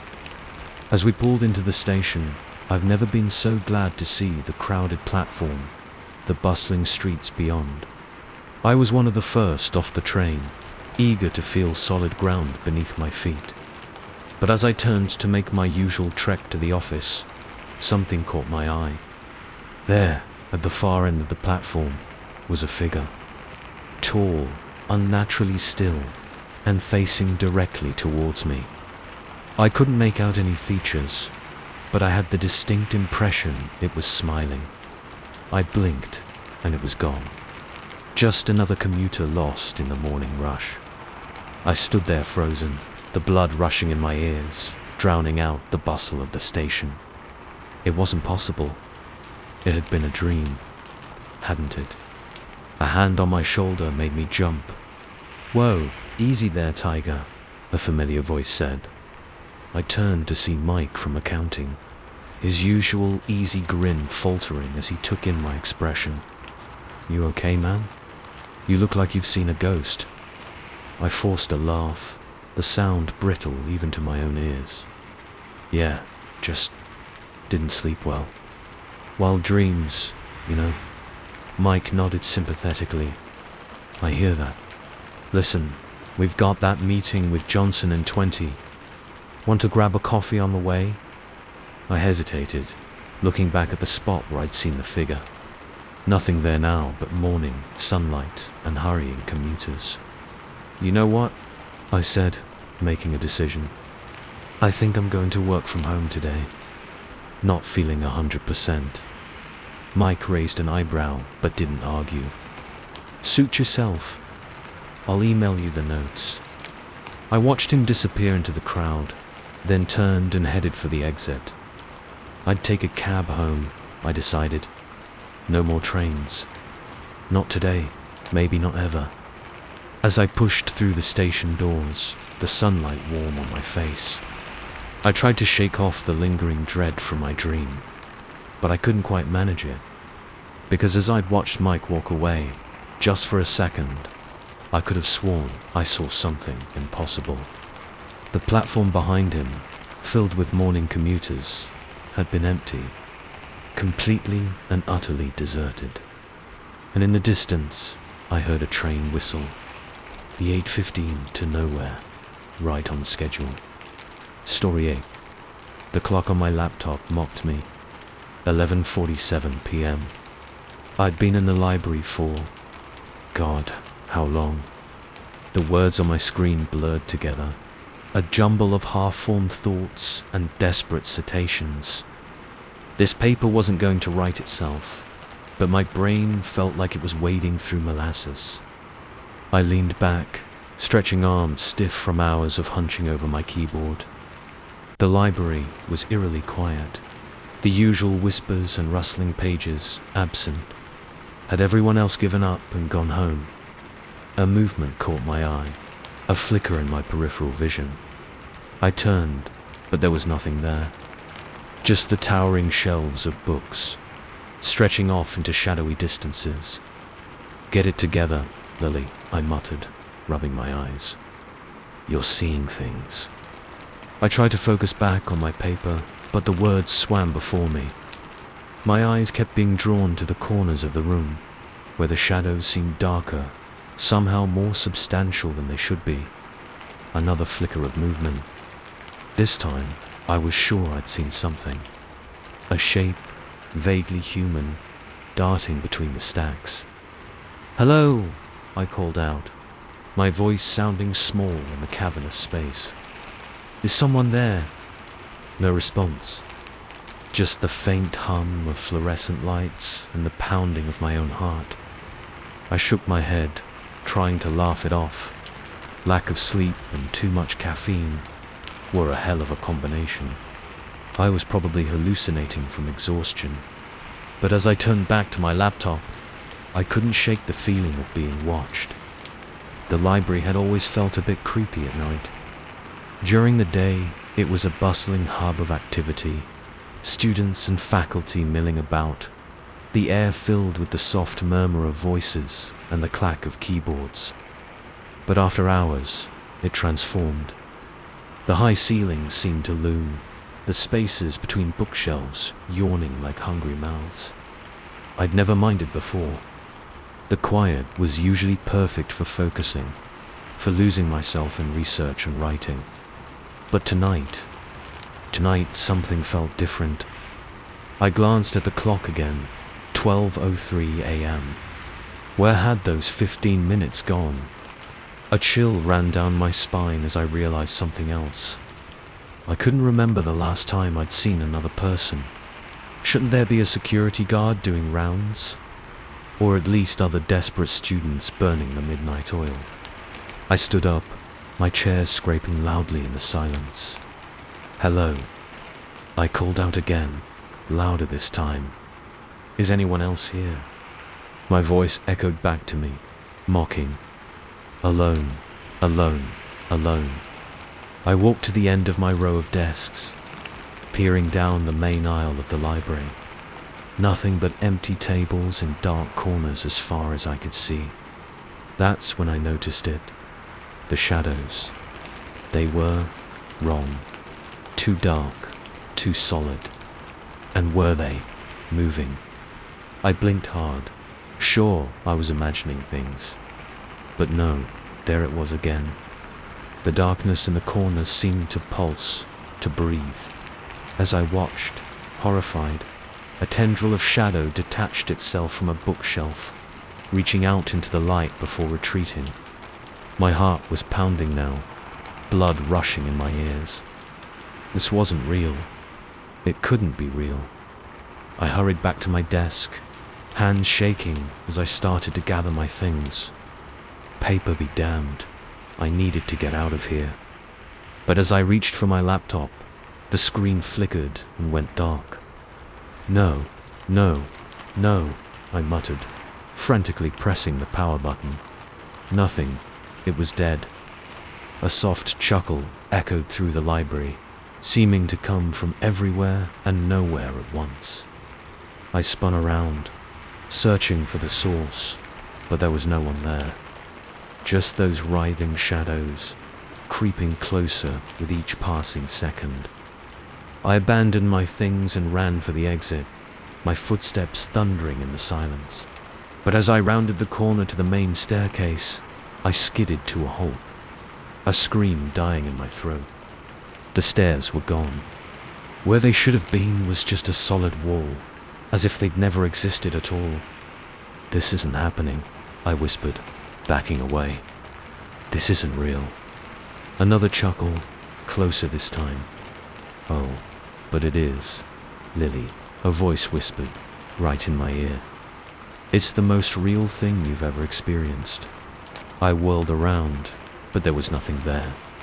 Just empty air and those ever-encroaching shadows. I ran back the way I'd come, searching desperately for another way out. But everywhere I turned, I found only dead ends. Walls where doors should be, solid shelves blocking paths I knew existed. The library was changing, reshaping itself around me. And those shadows, they were hurting me, I realized, driving me deeper into the maze of books and darkness. I found myself in the rare books section, a part of the library I'd only visited once before on a class tour. Glass cases lined the walls, filled with ancient tomes and fragile manuscripts. But now, in the dim light, they looked like coffins, and the books inside, were they moving? I pressed myself against a wall, trying to catch my breath. My mind raced, searching for some rational explanation. A dream, a psychotic break, some kind of elaborate prank. But deep down, I knew this was something else. Something older, darker. "Why are you running, Lily?" That voice whispered again, seeming to come from the very air around me. "We only want to show you the truth. The knowledge hidden in the spaces between words, in the shadows between thoughts." A book flew off a nearby shelf, landing at my feet, It fell open, pages ruffling as if caught in a breeze. But the air was still, heavy with the scent of old paper and fear. Against my better judgment, I looked down. The pages were blank, but as I watched, words began to appear. Spidery script crawled across the paper, forming sentences, paragraphs, entire chapters of something. I couldn't look away. The words seemed to squirm and shift, never quite staying still enough to read. But I caught glimpses, fragments that made my head spin and my stomach lurch. Secrets of the universe, the true nature of reality, things that man was never meant to know. Beautiful, isn't it? The voice purred. All the knowledge of creation right at your fingertips. And it could all be yours, Lily. All you have to do is accept it. Accept us. The shadows were all around me now, tendrils of darkness caressing my skin. They felt cold, but not unpleasant, almost inviting. For a moment, I was tempted to know everything, to understand the mysteries that had puzzled humanity for millennia. Wasn't that worth any price? But then I thought of my family, my friends, the life I'd built, the future I'd dreamed of. Would I give all that up for knowledge that might drive me mad? No, I said, surprised at the strength in my voice. I don't want your truth. I want to go home. The shadows recoiled as if stung. The voice, when it spoke again, was no longer seductive, but filled with rage. You dare refuse us. We offer you eternity, and you choose your pitiful mortal existence. The temperature in the room plummeted. The shadows writhed and churned, taking on monstrous shapes. Faces formed in the darkness, mouths gaping in silent screams. I ran like I'd never run before, blind panic driving me forward. I no longer cared about finding an exit. I just needed to get away from those shadows, from that terrible voice. I don't know how long I ran. Time seemed to have lost all meaning in this twisted version of the library. But suddenly, I burst through a door and found myself outside.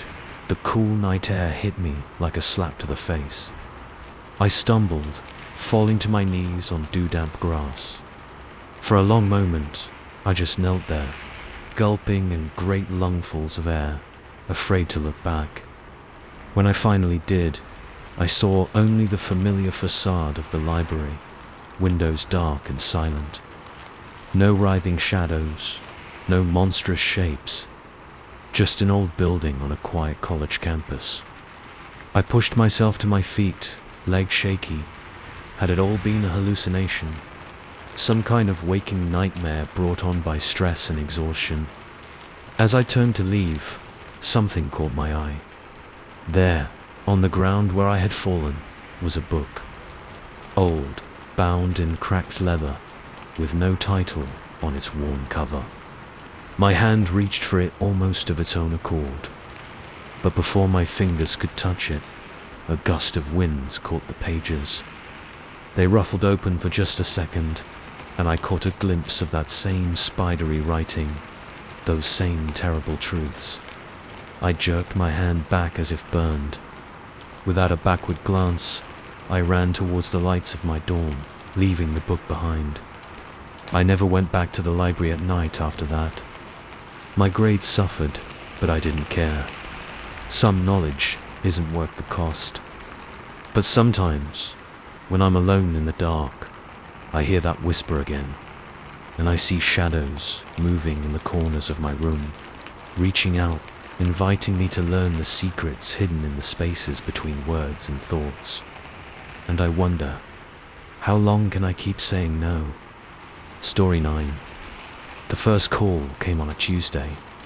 I remember because I'd just finished binge-watching the latest season of The Crown and was feeling particularly British when I answered the phone with a posh, "Hello, Claire speaking." Silence. "Hello." I tried again. this time in my normal voice. Still nothing. I was about to hang up when I heard it. A soft intake of breath, so faint I almost missed it. Then the line went dead. I stared at the phone for a moment, a slight frown creasing my brow. Probably just a wrong number, I told myself, or a telemarketer with cold feet. I shrugged it off and went to bed, the incident already fading from my mind.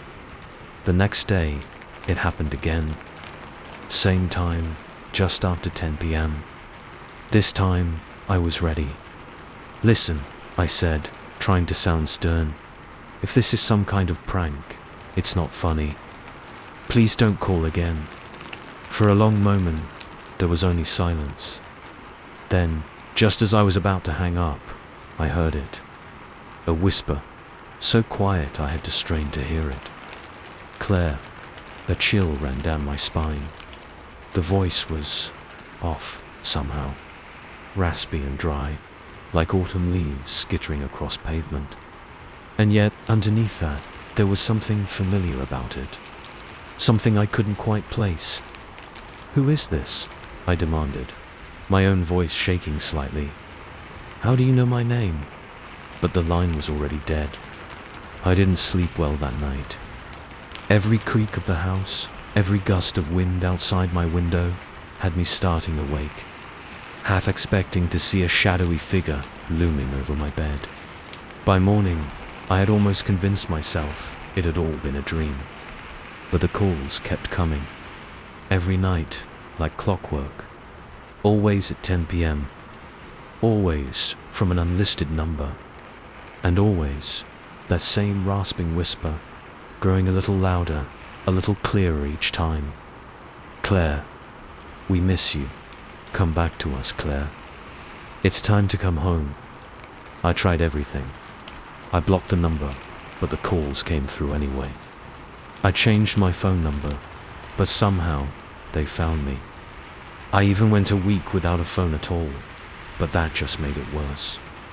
Because in the silence of my apartment, in the dead of night, I could swear I heard that whisper coming from the empty air itself. My friends started to notice something was wrong. Dark circles bloomed under my eyes, stark against my increasingly pale skin. I jumped at every sound, flinched at every unexpected touch. "Claire, honey, you look exhausted," my best friend Sarah said over coffee one day, her face etched with concern. "Is everything okay?" I wanted to tell her. God, how I wanted to. But how could I explain it without sounding completely insane? "Oh, just being stalked by a mysterious caller who whispers cryptic messages and seems to know things about me they shouldn't." Yeah, that would go over well. So I forced a smile and lied through my teeth. "Just stressed about work," I said. "Big project coming up.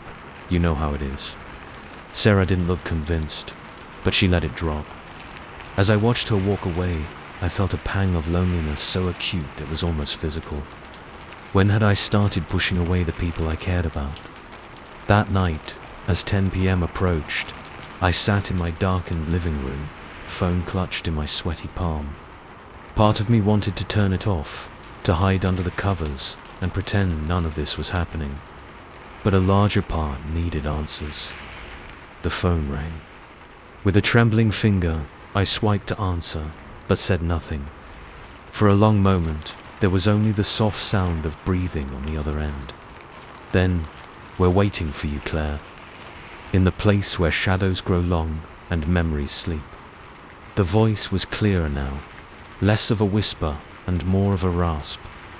And with that clarity came a jolt of recognition that turned my blood to ice. It was my grandmother's voice. My grandmother, who had passed away when I was 12, who used to tell me stories about a magical place where lost things go, a place where shadows grow long and memories sleep. "This isn't real," I breathed, my voice barely audible. "You're not her. You can't be." A low chuckle came through the line, a sound so achingly familiar it brought tears to my eyes. Oh, my little starlight, always so skeptical. Don't you remember the promise you made, the door you opened? And suddenly, I did remember. A memory buried so deep I'd convinced myself it was just a childhood fantasy. A summer night, the air heavy with the scent of jasmine. My grandmother's wrinkled hands holding mine as we stood before an old mirror in our attic. "The veil is thin tonight," she had said, her eyes bright with an excitement I didn't understand. "We can cross over, see the other side. But you must promise to return when I call. Promise me, Claire." And I, young and naive and eager to please, had promised. The phone slipped from my numb fingers, clattering to the floor. This couldn't be happening. It was impossible. And yet, "No," I said, my voice stronger now. "No, I don't believe you. My grandmother would never. She loved me. She wouldn't torment me like this." The voice, when it came again, was no longer just on the phone. It seemed to come from everywhere at once, filling the room with its dry, rasping tone. "Love takes many forms, my dear. Sometimes it means calling you home, no matter the cost." I scrambled to my feet, wild-eyed and panicked. "Stay away from me," I shouted at the empty room. "Whatever you are, whatever game you're playing, I want no part of it." Silence fell, heavy and oppressive. For a moment, I dared to hope it was over. Then the mirrors began to change. It started with the small decorative mirror by the door. Its surface rippled like water, and for a split second, I saw a face that wasn't my own reflected back at me. Old, wizened, with eyes that burned with an unnatural light. I turned to run, only to find the window behind me had become a mirror as well, and the TV screen, and the glossy surface of my coffee table. Everywhere I looked, reflective surfaces were transforming, showing glimpses of a world that couldn't possibly exist.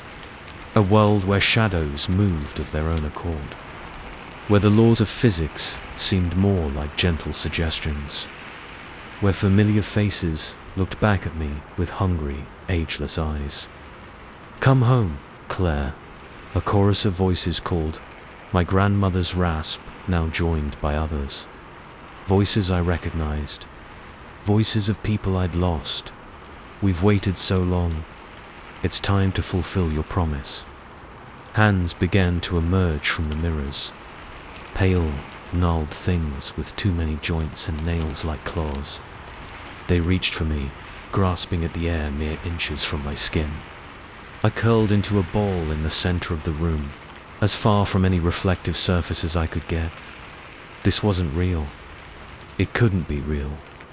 I shut my eyes tight, hands pressed over my ears, and began to rock back and forth. "It's not real. It's not real. It's not real," I chanted, my voice rising to a fever pitch. "Wake up, Claire. Wake up."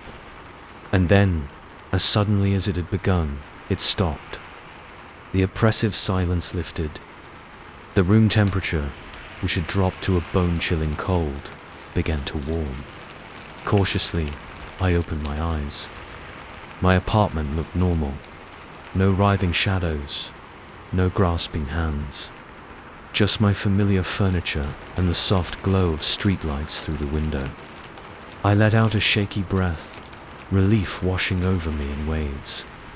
A dream. It had all been a terrible dream. Then my phone chimed. A text message. With trembling hands, I picked it up.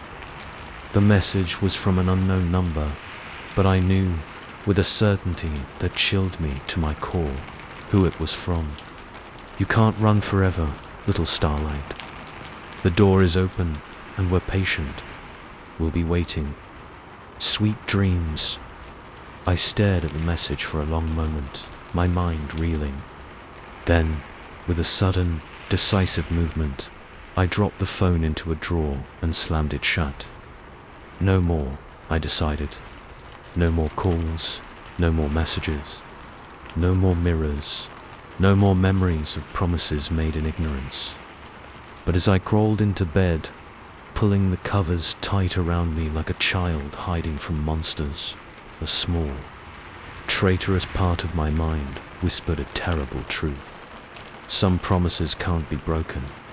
Some doors, once opened, can never truly be closed. And as I drifted into an uneasy sleep, I could have sworn I heard a familiar voice, soft and rasping, whispering from the shadows, "Sweet dreams, little starlight.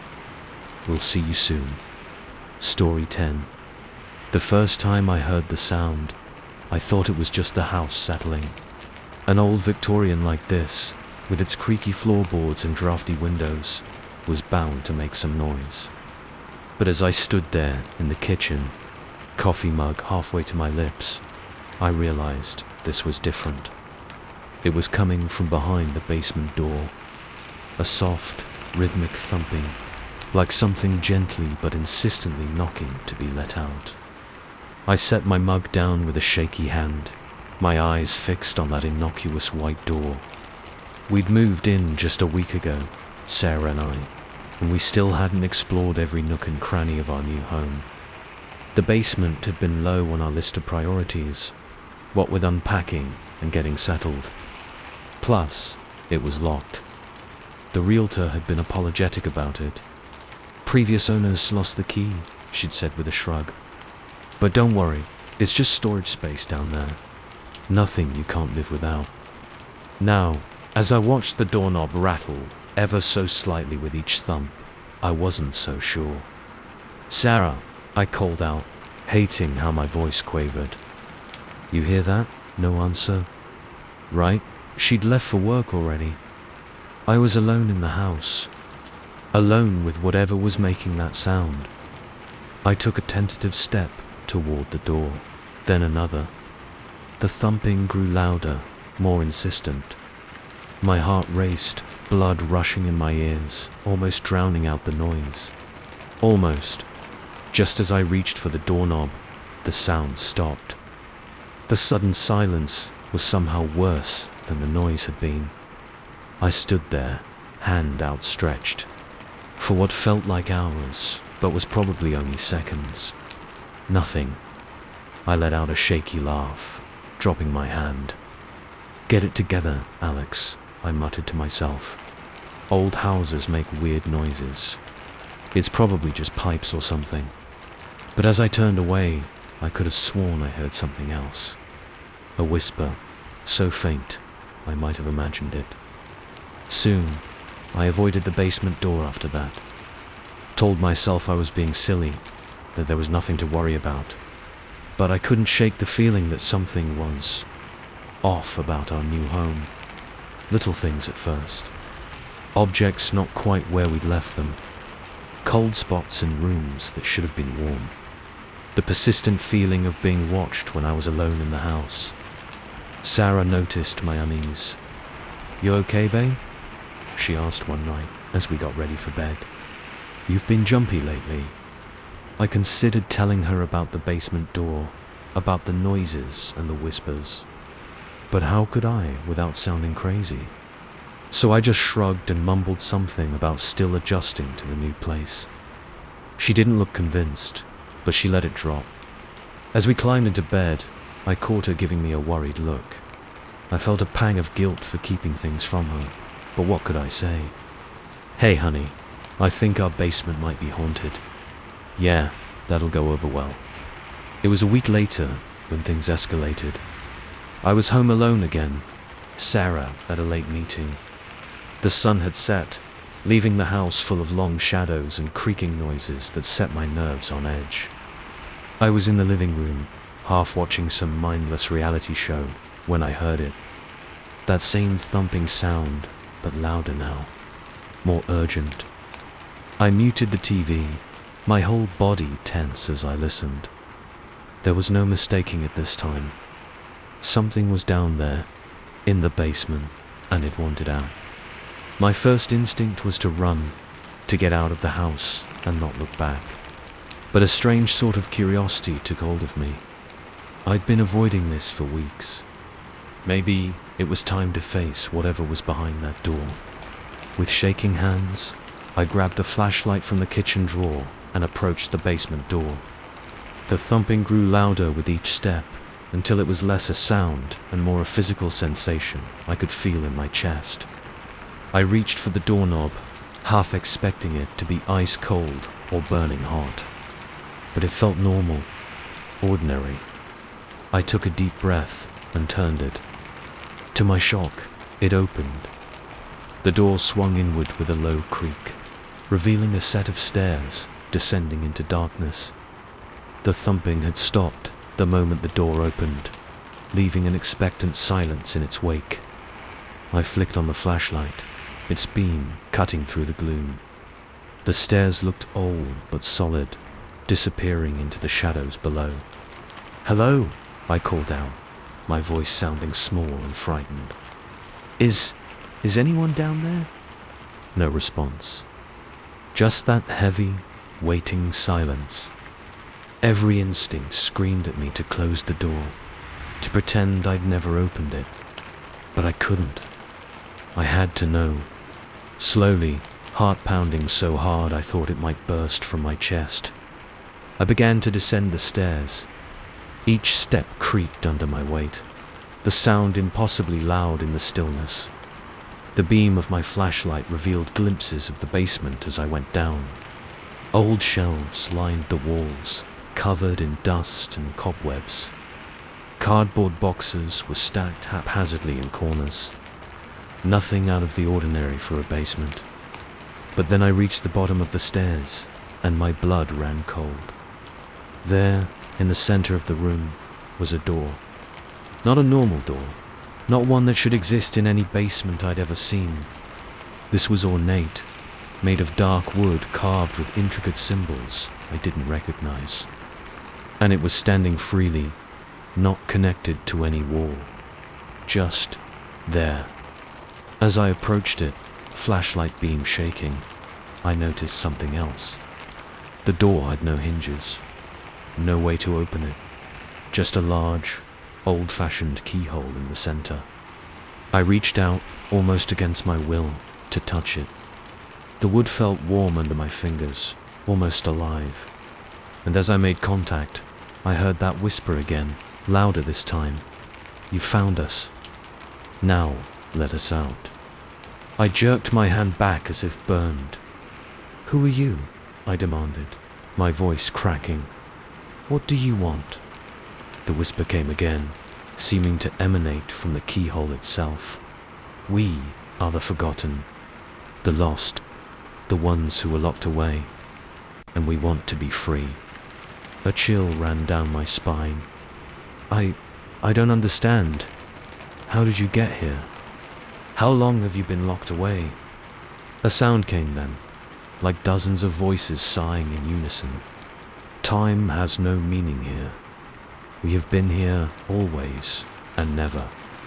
We are everywhere there is a locked door, everywhere there is a forgotten space.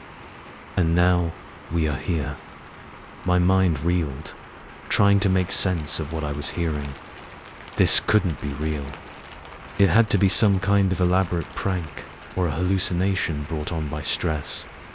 But deep down, I knew. This was real. And it was so much worse than anything I could have imagined. "What happens if I let you out?" I asked, though I dreaded the answer. The whispers grew excited, a cacophony of voices all speaking at once. Freedom, life, a chance to walk in the world again, to feel the sun and breathe the air, to live as we once did, before we were forgotten. It sounded wonderful, tempting even, but there was an undercurrent to their words, a hunger that made me hesitate. "And what about the people already in the world?" I pressed. "What happens to them?" Silence fell, heavy and oppressive. When the whisper came again, it was colder, harder. "They will make room, as all things must, in time." I stumbled back, my heart pounding, "No," I said, my voice stronger than I felt. "No, I won't do it. I won't let you out." A howl of rage erupted from the door, so loud it shook dust from the ceiling. The temperature in the room plummeted, my breath frosting in the air. "You cannot keep us here," the voices shrieked. "We will find a way out, with or without you. And when we do, you will be the first to make room." I turned and ran, taking the stairs 2 at a time. Behind me, I could hear the door rattling in its frame, the wood creaking and groaning as if under immense pressure. I burst out of the basement, slamming the door behind me and leaning against it, gasping for breath. The handle rattled for a moment, then went still. Silence fell once more, but it was far from comforting, because now I knew what was down there, waiting, hungry, patient. When Sarah came home, she found me sitting in front of the basement door, a hammer and nails beside me. I'd boarded it up as best I could, but I knew it wouldn't be enough. "Not forever, Alex," she said, her voice laced with concern. "What's going on? What happened?" I looked up at her, seeing the worry in her eyes, and made a decision. She deserved to know the truth, no matter how insane it sounded.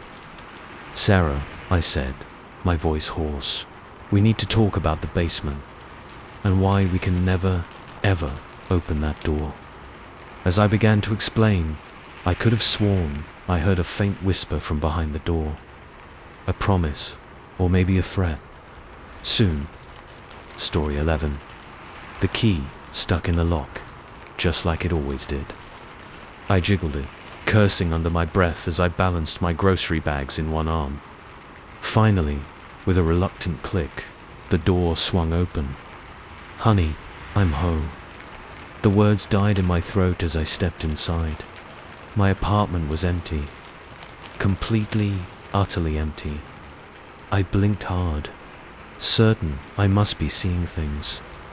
But no, the barren reality remained. No furniture, no pictures on the walls, not even a stray sock on the floor. Just bare walls, bare floors, and an overwhelming sense of wrongness.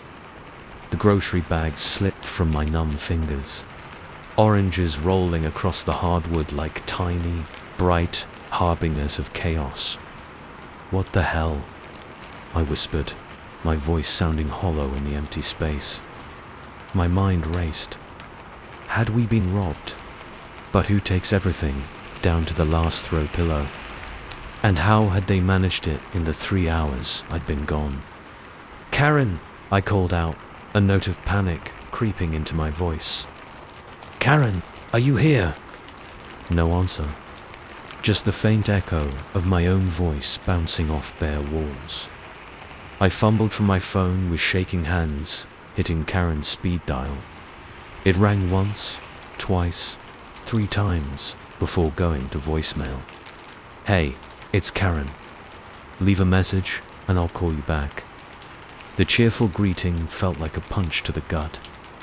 "Karen, it's me," I said, trying to keep my voice steady. "I'm at the apartment and something's wrong. Everything's gone. Call me back as soon as you get this, okay?" I ended the call and stood there for a moment, trying to gather my thoughts. This had to be some kind of mistake. Maybe I'd walked into the wrong apartment. But no, this was definitely our place. The scratch on the doorframe where we'd struggled to get our couch in, the weird water stain on the ceiling that looked like Elvis. They were all still there. Just nothing else. A noise in the hallway snapped me out of my daze. Mrs. Goldstein from across the hall was shuffling past, her arms full of grocery bags.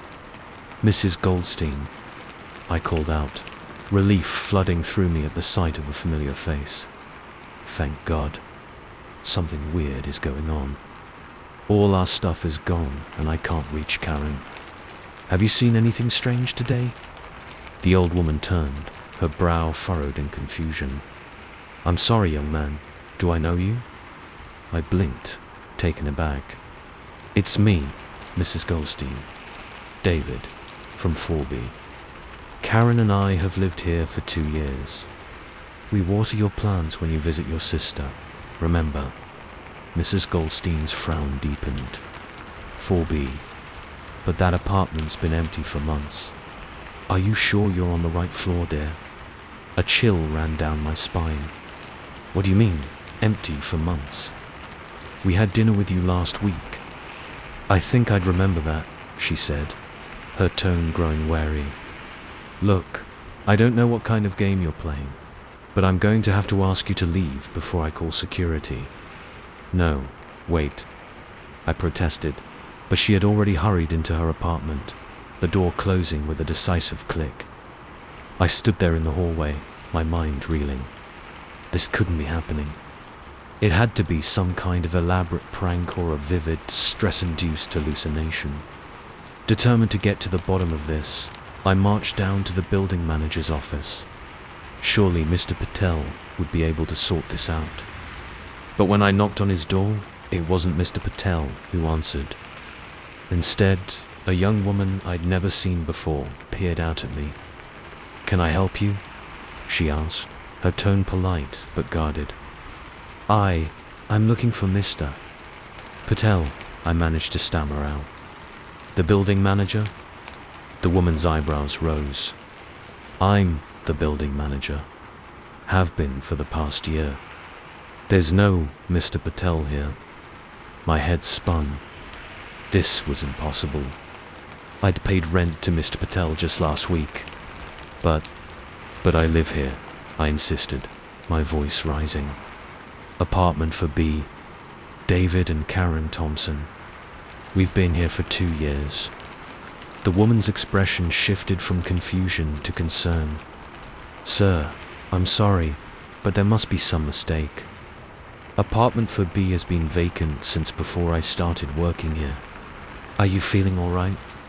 Do you need me to call someone for you?" I backed away, shaking my head. No, I'm fine.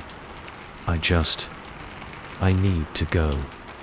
I practically ran back to the apartment. My apartment, damn it. My mind churning. This had to be a dream. One of those hyper-realistic nightmares where nothing makes sense, but everything feels terrifyingly real. But as I stood in the empty space that should have been filled with 2 years of shared life and memories, I knew this was no dream. The cool air on my skin, the faint smell of fresh paint, the sound of traffic outside. It was all too vivid, too present. In desperation, I began searching the apartment, looking for any sign that Karen and I had ever lived here. But every drawer was empty, every closet bare. It was as if we'd been erased, wiped clean from existence. As the sun began to set, casting long shadows across the empty rooms, a new fear gripped me. What if it wasn't just the apartment? What if... With trembling hands, I pulled out my wallet. My driver's license was there, but the address was wrong. It listed a place I'd never lived, in a city I'd never even visited. My credit cards were all there, but the names were slightly off. David Thompson, not Thompson. I sank to the floor, my back against the wall, as the full weight of the situation crashed over me. It wasn't just my apartment that was gone. It was my entire life, my identity, my very existence. As night fell, I remained there, unable to bring myself to leave. Where would I go? Who would believe me? In the eyes of the world, David Thompson didn't exist, had never existed. The sound of my phone ringing jolted me out of my spiral of despair. For a moment, hope flared. Maybe it was Karen, calling to explain that this was all some cosmic misunderstanding. But the number on the screen was unfamiliar. With a shaking hand, I answered. "Hello, David." A woman's voice, achingly familiar, yet somehow wrong. "David, is that you, Karen?" I breathed, hardly daring to hope. "Karen, where are you? What's going on?" "Oh, David," the voice that wasn't quite Karen's said, a note of sadness creeping in. "I was hoping you wouldn't notice so quickly. It's not time yet." "Notice? Notice what?" "Karen, you're scaring me." "Where are you?" A sigh came through the line, filled with an ancient weariness. "I'm not Karen, David. Not really. And you're not really David. Not anymore." My blood ran cold. "What are you talking about? Who are you?" "We are the architects," the voice said. "We shape reality, maintain the balance. And sometimes that means adjustments must be made." "Adjustments," I echoed, my voice hollow. "You call this an adjustment? You've erased my entire life." "Not erased," the voice corrected gently. "Reallocated. Your life, your memories, your very essence. They were needed elsewhere. A world on the brink of collapse. A timeline in need of a specific variable. You." I shook my head, even though there was no one there to see it. "This is insane. I don't understand." "You're not meant to, not yet. But you will, in time. For now, know that your sacrifice serves a greater purpose. The David and Karen of this world may be gone, but in another, they are saving millions." "And what about me?" I demanded, anger finally breaking through the shock. "What am I supposed to do now?" A pause. Then, "Live, David. Start anew. Create a life here, in this space we've opened for you. And when the time comes, when balance must be restored once more, we will call upon you again." "No," I said, my voice cracking. "No, I don't accept this. Give me back my life. Give me back Karen." But the line was already dead. I don't know how long I sat there, in the dark, empty apartment. My phone clutched in my hand, like a lifeline to a world that no longer existed. As the first light of dawn crept through the windows, I finally stirred. I stood up on shaky legs and walked to the window, looking out at a city that should have been familiar but now felt alien and hostile. My reflection stared back at me, a stranger in my own skin. Who was I now, in this world that had no place for David Thompson? What life could I build from the ashes of the one that had been reallocated? As I watched the city come to life below, a strange sense of resolve settled over me. I may not understand what had happened, or why, but I was still here, still breathing, still thinking. And if these architects thought they could simply erase me and be done with it, they were in for a surprise. I would find answers. I would find Karen, the real Karen. And somehow, some way, I would reclaim the life that had been stolen from me. But for now, I had to survive, to adapt, to become whoever this world thought I should be. I turned away from the window and faced the empty apartment. My new reality. Time to start living, I suppose. At least until the architects came calling again. Story 12. I first noticed it on a Tuesday night. The soft, steady rhythm of light and dark dancing across my bedroom ceiling. Flick, flick, flicker. On a phone. A Morse code of illumination tapping out an indecipherable message. Rolling over in bed, I squinted at the window. The streetlight outside, usually a constant sentinel of sodio-milo glow, was having some kind of seizure. Its light pulsed erratically, casting writhing shadows on the sidewalk below. "Great," I muttered, fumbling for my phone. 2:17 a.m.? Too late to call the city about a faulty streetlight. Too early to start my day. I groaned and buried my face in my pillow, trying to block out the annoying flashes. But as I lay there, a nagging feeling crept over me. Something about the pattern of the flickering seemed deliberate, almost as if it was trying to get my attention. Ridiculous, of course. Streetlights don't have agendas. It was just a loose wire or a dying bulb. Nothing more. I told myself this as I drifted off to an uneasy sleep, the flicker flash of light still dancing behind my eyelids. The next morning, I'd almost convinced myself I'd dreamed the whole thing. But as I sipped my coffee by the window, I saw it. A dark smudge on the sidewalk, right under the now steadily glowing streetlight. Curiosity piqued, I ventured outside. The smudge resolved itself into a crude shape, like a child's chalk drawing, but darker, oily. It looked almost like a stick figure, arms raised as if in triumph or supplication. A chill ran down my spine despite the warm morning sun. Something about that simple shape felt wrong, menacing even. I shook my head, chiding myself for letting my imagination run wild. It was probably just some kid's prank, or maybe an oil leak from a car. Nothing sinister about it. But as I turned to go back inside, I could have sworn I saw movement out of the corner of my eye. Just for a second, that oily stick figure seemed to wave. I spent the rest of the day trying to forget about the flickering light and its strange shadow. But as night fell, I found myself drawn to the window, watching. At first, nothing happened. The streetlight shone steadily, illuminating an empty sidewalk. No strange shapes, no eerie flickering.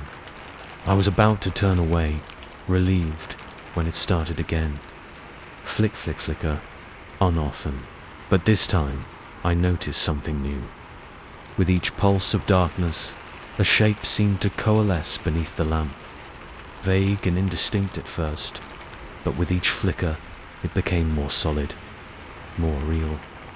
My heart pounded as I watched a figure slowly take form.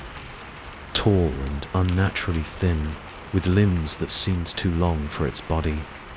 Its head, if you could call it that, was a featureless oval, smooth and black as oil. As if sensing my gaze, the figure turned. Though it had no eyes, I knew with bone-deep certainty that it was looking right at me. I stumbled back from the window, my breath coming in short, panicked gasps. This wasn't possible. I was seeing things, letting my overactive imagination get the best of me. But even as I tried to rationalize it away, I heard something, a soft tapping coming from downstairs, like long, bony fingers drumming against my front door. I didn't sleep that night, or the next. Every time I closed my eyes, I saw that figure, standing, waiting, watching. By the third night, exhaustion had made me reckless.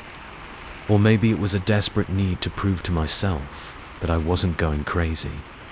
Either way, I found myself outside at 2 a.m., standing beneath that damned streetlight.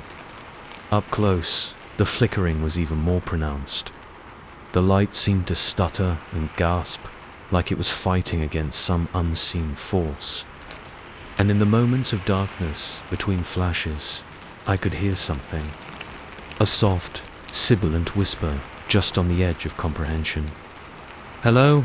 I called out, my voice sounding small and frightened in the empty street. Is someone there?" The flickering stopped abruptly, plunging the area into darkness. For a long moment, there was only silence. Then, a voice like dry leaves scraping against concrete. "You see us?" I spun around, heart pounding. The voice had come from right behind me, but there was nothing there. Just empty sidewalk and the vague shapes of parked cars. "Who are you?" I demanded, trying to keep the tremor out of my voice. "What do you want?" A chuckle, low and menacing, seemed to come from everywhere at once. "We are the in-between, the spaces you don't see, the moments you forget, and we want you." The street light flared to life, blindingly bright. As my eyes adjusted, I saw them. Dozens of figures surrounding me, all tall and thin, all with that same featureless oval head. They stood perfectly still, but I could feel their hunger, their anticipation. I ran like I'd never run before, my feet pounding the pavement as I sprinted for the safety of my house. Behind me, I heard a chorus of whispers, growing louder with each step. "You can't escape us. We're already inside. You're ours now." I slammed the door behind me, fumbling with shaking hands to lock it. For a moment, I leaned against it, gasping for breath, relief washing over me. Then I saw it, a flicker of movement in my peripheral vision. I turned slowly, dread pooling in my stomach. There, in the corner of my living room, was a streetlight. Impossible, of course. But there it was, tall and ominous, its light pulsing in that now familiar rhythm. And beneath it, a figure began to form. The next few days passed in a blur of terror and exhaustion. I boarded up my windows, unplugged every light in the house, but it didn't matter. They always found a way in. A flicker of the TV screen as I channel surfed, a blinking LED on my laptop, even the brief flash of light when I opened the refrigerator. Each time, just for a second, I'd see them, watching, waiting. I stopped sleeping, stopped eating. My phone rang incessantly, work wondering where I was, friends concerned about my sudden disappearance. But I couldn't bring myself to answer. How could I explain what was happening? On the 7th night, or was it the 8th? Time had lost all meaning. I hit my breaking point. I couldn't take it anymore. The constant vigilance, the creeping dread, the whispers that never quite stopped. I stumbled out of my house, barely noticing the cool night air or the rough pavement under my bare feet. I had one destination in mind, that first streetlight, where it had all begun. As I approached, the light began to flicker wildly, on off and off, faster and faster, until it was a strobe that made my eyes water and my head spin. The figures appeared all at once. No slow materialization this time. One moment the street was empty, the next it was full of those tall, thin shapes. They formed a circle around me, their featureless faces somehow radiating a sick anticipation. "What do you want from me?" I screamed, my voice hoarse and cracking. "Why are you doing this?" The whispers started again, a cacophony of hissing voices that seemed to come from inside my own head. "We want what you have, a solid form, a place in the light. You've seen us now. You can't unsee. Join us in the in-between." They began to close in, their long arms reaching for me. I could feel the cold emanating from them, a chill that went beyond physical sensation and seemed to touch my very soul. As the first icy fingers brushed my skin, the streetlight above exploded in a shower of sparks. For a brief moment, everything was illuminated in stark, harsh light. And in that moment, I saw them clearly for the first time. Not featureless at all, but horrifyingly familiar. Each oval face was a mirror, reflecting back a version of my own features, but distorted, stretched, twisted with an hunger that was all too human. I saw myself as I could be, as I might become, trapped in that liminal space between light and dark, real and unreal, forever flickering in and out of existence. "No," I whispered, then louder. "No. I don't know where I found the strength. Maybe it was the shock of that revelation, or maybe some deep-seated survival instinct kicking in. But somehow, I broke free of their grasp and ran. I ran until my lungs burned and my legs felt like lead. Ran until the sun began to peek over the horizon, filling the world with clean, honest light. When I finally stopped, gasping for breath in a park I didn't recognize, I realized something. The whispers had stopped. The feeling of being watched, of being hunted, was gone. But as I looked at my hand, raised to shield my eyes from the rising sun, my heart nearly stopped. For just a second, in the dappled shadow of a tree branch, I saw my fingers flicker and stretch, becoming long and thin and not quite solid. I lowered my hand quickly, blinking hard. When I looked again, everything seemed normal. But I knew the truth now. They were a part of me, or I was a part of them. Trapped in that in-between space, never fully in the light, never fully in the dark. And somewhere in the distance, I heard a streetlight begin to flicker. Story 13. The first thing I noticed was the button. It shouldn't have been there, nestled innocently between 12 and 14, as if it had always existed. But I knew this building like the back of my hand after 5 years of working here, and there had never been a 13th floor. I blinked hard, wondering if the 3 espressos I'd downed to combat my Monday morning fatigue were playing tricks on my eyes. But no, the button remained, its number glowing with an almost eager light. "Huh," I muttered, reaching out to touch it.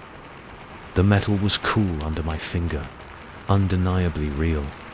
Hold the elevator. I jerked my hand back as if burned, jamming the door open button instead. Sarah from accounting rushed in, her arms full of file folders. "Thanks, Mike," she panted, flashing me a grateful smile.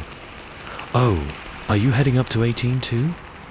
I nodded, trying to act normal, even as my eyes kept darting to that impossible button. "Yeah, big meeting with the board. Hey, Sarah, has there always been a 13th floor?" She frowned, following my gaze. "What are you talking about?" "There's no..." Her voice trailed off as she saw it. The color drained from her face.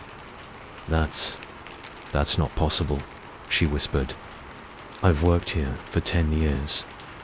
There's never been a 13th floor." We stood in silence for a moment, both staring at the button as if it might suddenly spring to life and explain itself. Should we press it?" I asked, a mix of fear and curiosity churning in my gut. Sarah shook her head emphatically. "No way. This is way too weird. Let's just go to our floor and report it to maintenance or something." I nodded, reaching for the button for the 18th floor. But as my finger approached, all the buttons on the panel suddenly went dark. All except 13. What the eyes started to say, but was cut off as the elevator lurched into motion. Sarah let out a small scream as her files went flying, papers scattering across the floor. We both grabbed the handrails as the elevator shot upwards at a speed that felt much faster than normal. "Make it stop," Sarah cried, her knuckles white as she gripped the rail. I lunged for the emergency stop button, but it was dead, unresponsive under my frantic pressing. All I could do was watch in horror as the floor numbers ticked by at a dizzying pace. 10, 11, 12. The elevator came to an abrupt halt, the sudden stop nearly throwing us to the floor. For a moment, there was only the sound of our ragged breathing and the faint ding of the arrival bell. Then the doors slid open, revealing our floor. Or at least, what looked like our floor. "This isn't right," Sarah muttered, peering out cautiously. "This looks like 18, but different." She was right. The layout was identical to our usual floor. Same beige walls, same ugly carpet, same rows of cubicles. But everything was just slightly off. The colors seemed muted, as if we were looking at the world through a dirty window. And there was something else, something I couldn't quite put my finger on. "It's empty," I realized with a start. Where is everyone? No bustling co-workers rushing to meetings. No clacking of keyboards or murmur of phone conversations. Just an eerie, oppressive silence. "We shouldn't be here," Sarah said, her voice trembling. Let's go back. Try another floor. But as we turned, we found only a solid wall where the elevator doors had been. No seam, no panel, nothing to indicate there had ever been an opening there at all. This isn't happening, Sarah whispered, pressing her hands against the wall as if she could will the elevator back into existence. This isn't real. I wanted to comfort her, to tell her it was all some elaborate prank or shared hallucination. But as I looked around the deserted office, a chill ran down my spine, because now I could see what else was wrong with this place. The desks were covered in a fine layer of dust. Family photos in cubicles showed people I'd never seen before, their faces blurred and indistinct. And taped to one nearby monitor was a calendar. For 1998, Sarah, I said, my mouth dry. I think we need to find a way out of here. She turned, her eyes wide with fear as she took in our surroundings. What is this place? Where are we? I don't know, I admitted. But I don't think we're on our floor anymore. I don't think we're even in our time. We started walking, our footsteps eerily loud in the silence. Every cubicle we passed told the same story. Abandoned workspaces frozen in time. Personal items left as if their owners had simply vanished mid-workday. As we neared the conference room, a sound made us both freeze. A faint tapping, like fingers drumming on a desk. Hello, I called out, hope and dread warring in my chest. Is someone there? The tapping stopped. For a moment, there was only silence. Then, a voice, dry and raspy, as if it hadn't been used in a very long time. New arrivals? How? Unexpected. A figure emerged from the conference room. At first glance, it looked like a man in a suit. But as it stepped into the dim light, I felt my stomach lurch. Its proportions were all wrong. Limbs too long and joints bending at impossible angles. Its face was smooth and featureless, like an unfinished mannequin, and its hands were nothing but long, tapering fingers, still drumming that restless rhythm against its thigh. Welcome, it said, its voice coming from everywhere and nowhere at once. Welcome to the forgotten floor. Sarah let out a choked sob beside me. I wanted to run, to scream, to wake up from this nightmare. But I was rooted to the spot, unable to look away from the thing before us. What? What are you? I managed to croak out. The figure's head tilted to one side, an eerily human gesture from something so inhuman. We are the forgotten, the ones left behind when your world moved on. Abandoned by time, by memory, by existence itself. It took a step closer, its movements fluid yet jerky, like a glitching video. And now you're here. How wonderful. It's been so long since we've had visitors. I felt Sarah's hand clutch mine, her fingers ice-cold with fear. We don't want to be here, she said, her voice barely above a whisper. Please, just let us go back. The figure made a sound that might have been a laugh, but it was all wrong. Too high, too sharp, like glass breaking. Go back, oh my dear. There is no back anymore. You're part of the forgotten floor now. Just like us. As if summoned by its words, more figures began to emerge from the shadows. Some looked almost human, save for a missing feature or an extra limb. Others were barely recognizable as having once been people at all. They surrounded us, their not quite voices rising in a discordant chorus. Stay with us, be forgotten. Time means nothing here. You'll never be alone again. I backed away, pulling Sarah with me. No, I said, trying to keep my voice steady. We don't belong here. We have lives, families. People will miss us. The first figure shook its head, an almost pitying gesture. You don't understand. you're already forgotten. The moment you stepped onto this floor, your world moved on without you. No one remembers, no one misses you. You're just gaps in the narrative now. I wanted to argue, to deny its words, but a part of me, a traitorous voice in the back of my mind, whispered that it was true. I couldn't remember my parents' faces, couldn't recall the name of the street I lived on. It was all slipping away, like sand through an hourglass. No, Sarah sobbed beside me. No, I don't want this. I want to go home. She turned and ran, pushing past the gathered figures. For a moment, I stood frozen, torn between following her and facing these impossible beings. The choice was made for me as I heard Sarah scream. I ran after her, my heart pounding in my chest. I found her at the window, her hands pressed against the glass. Outside was nothing. Not darkness, not light. Just a swirling, formless void that hurt to look at directly. "There's nowhere to go," she whispered, her voice hollow with despair. I put my arm around her, trying to offer what comfort I could. But as I looked out at that impossible nothingness, I felt the last threads of my old life, my old self, slipping away. The figures had followed us, their not-quite bodies reflected in the glass. Their leader stepped forward, its featureless face somehow conveying an air of satisfaction. "Welcome home," it said. "We have so much to show you, so many stories to tell."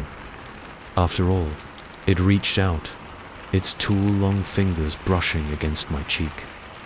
I couldn't even flinch away. We have all the time in the world. As its cold touch seemed to seep into my very being, I felt the last of my memories fade away. My name, my life, my world, all gone. And in their place, only the forgotten floor remained, eternal, unchanging, waiting for the next unwary soul to press that 13th floor button. Story 14. The first time I noticed it, I thought I was just tired. A long day at work, too much coffee, not enough sleep. It was bound to make anyone's eyes play tricks on them. But as I stood there, toothbrush halfway to my mouth, I couldn't shake the feeling that something was off. My reflection in the bathroom mirror had hesitated, just for a split second, before bringing its own toothbrush up. A delay so slight I almost missed it. Almost. I blinked hard, shaking my head. "Get it together, Jack," I muttered to myself. My reflection mouthed the words in perfect sync this time. "See, nothing to worry about." But as I finished brushing my teeth and got ready for bed, I couldn't shake a lingering sense of unease. It felt like someone had tilted the world just a few degrees off its axis. Not enough to notice right away, but enough to make everything feel slightly wrong. I tried to push the thought out of my mind as I crawled into bed.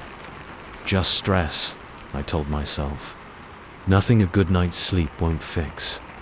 If only I'd known how wrong I was.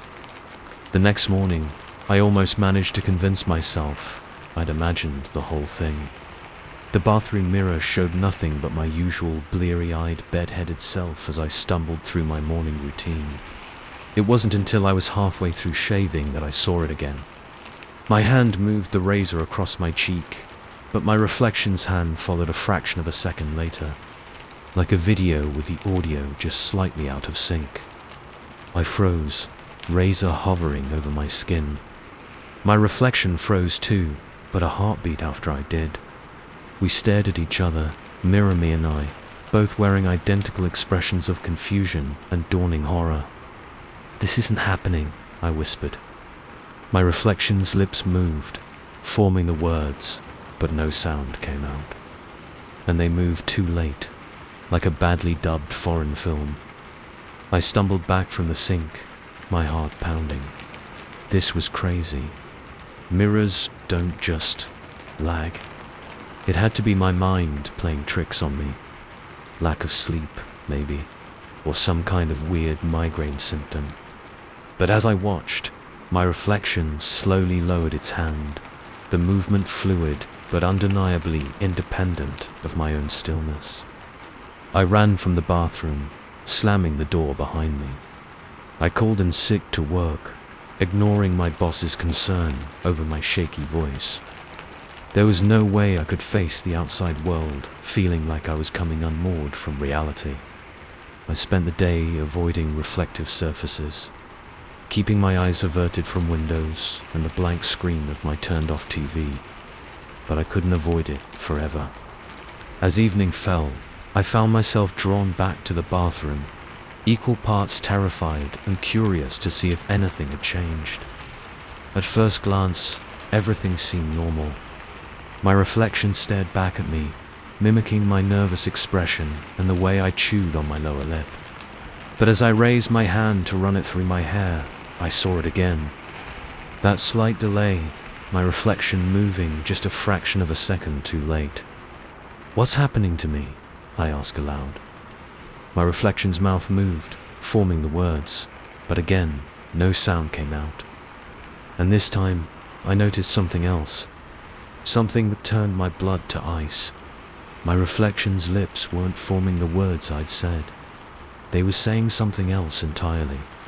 I leaned closer to the mirror, straining to make out what Mirror Me was saying. It looked like, "Help me." I jerked back, my heart racing. This was impossible.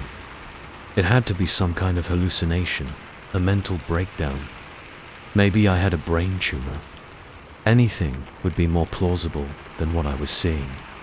But as I watched, my reflection's face contorted into an expression of desperation I'd never seen on my own features. Its hands pressed against the glass, mouth moving rapidly now, forming words I couldn't understand. I fled the bathroom again, but this time there was nowhere to hide. Every reflective surface in my apartment seemed to come alive. The TV screen, the window, even the polished surface of my coffee table. All showed my reflection, moving independently, trying frantically to communicate. I curled up in a corner, hands over my eyes, rocking back and forth. "This isn't real," I chanted to myself. "This isn't happening. Wake up, Jack. Wake up." But I didn't wake up. And when I finally lowered my hands, I found myself face to face with my reflection in the window. Only now, it didn't look quite like me anymore. Its features were gaunt, eyes sunken and desperate. Its clothes, which should have been a mirror of my own t-shirt and sweatpants, were now ragged and torn.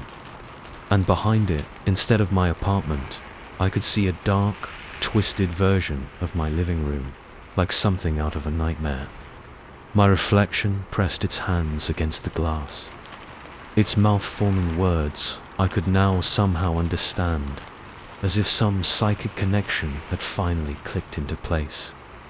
"Please," it begged, its voice echoing in my mind. "Please, help me. Don't let me fade away." I scrambled back, my voice hoarse as I shouted, What do you want from me?" The reflection's face crumpled in anguish. "I'm you," it said. "I'm the you that got left behind. Every choice you didn't make, every path you didn't take. I lived them all, but now I'm fading, being erased. Please, don't let me disappear." I shook my head, trying to deny what I was hearing. But deep down, some part of me recognized the truth in those words. How many times had I wondered about the roads not taken, the decisions that could have led to a different life? "I don't understand," I said, my voice shaking. "How can you be real? How can I help you?" My reflection, this other me, pressed closer to the glass. "Let me in," it pleaded. "Let me share your life, your choices. It's the only way I can survive. For a moment, I was tempted. The pain and desperation in its eyes, my eyes, was almost unbearable. But then I noticed something that made my blood run cold. As my reflection pressed against the glass, I could see its fingers beginning to push through.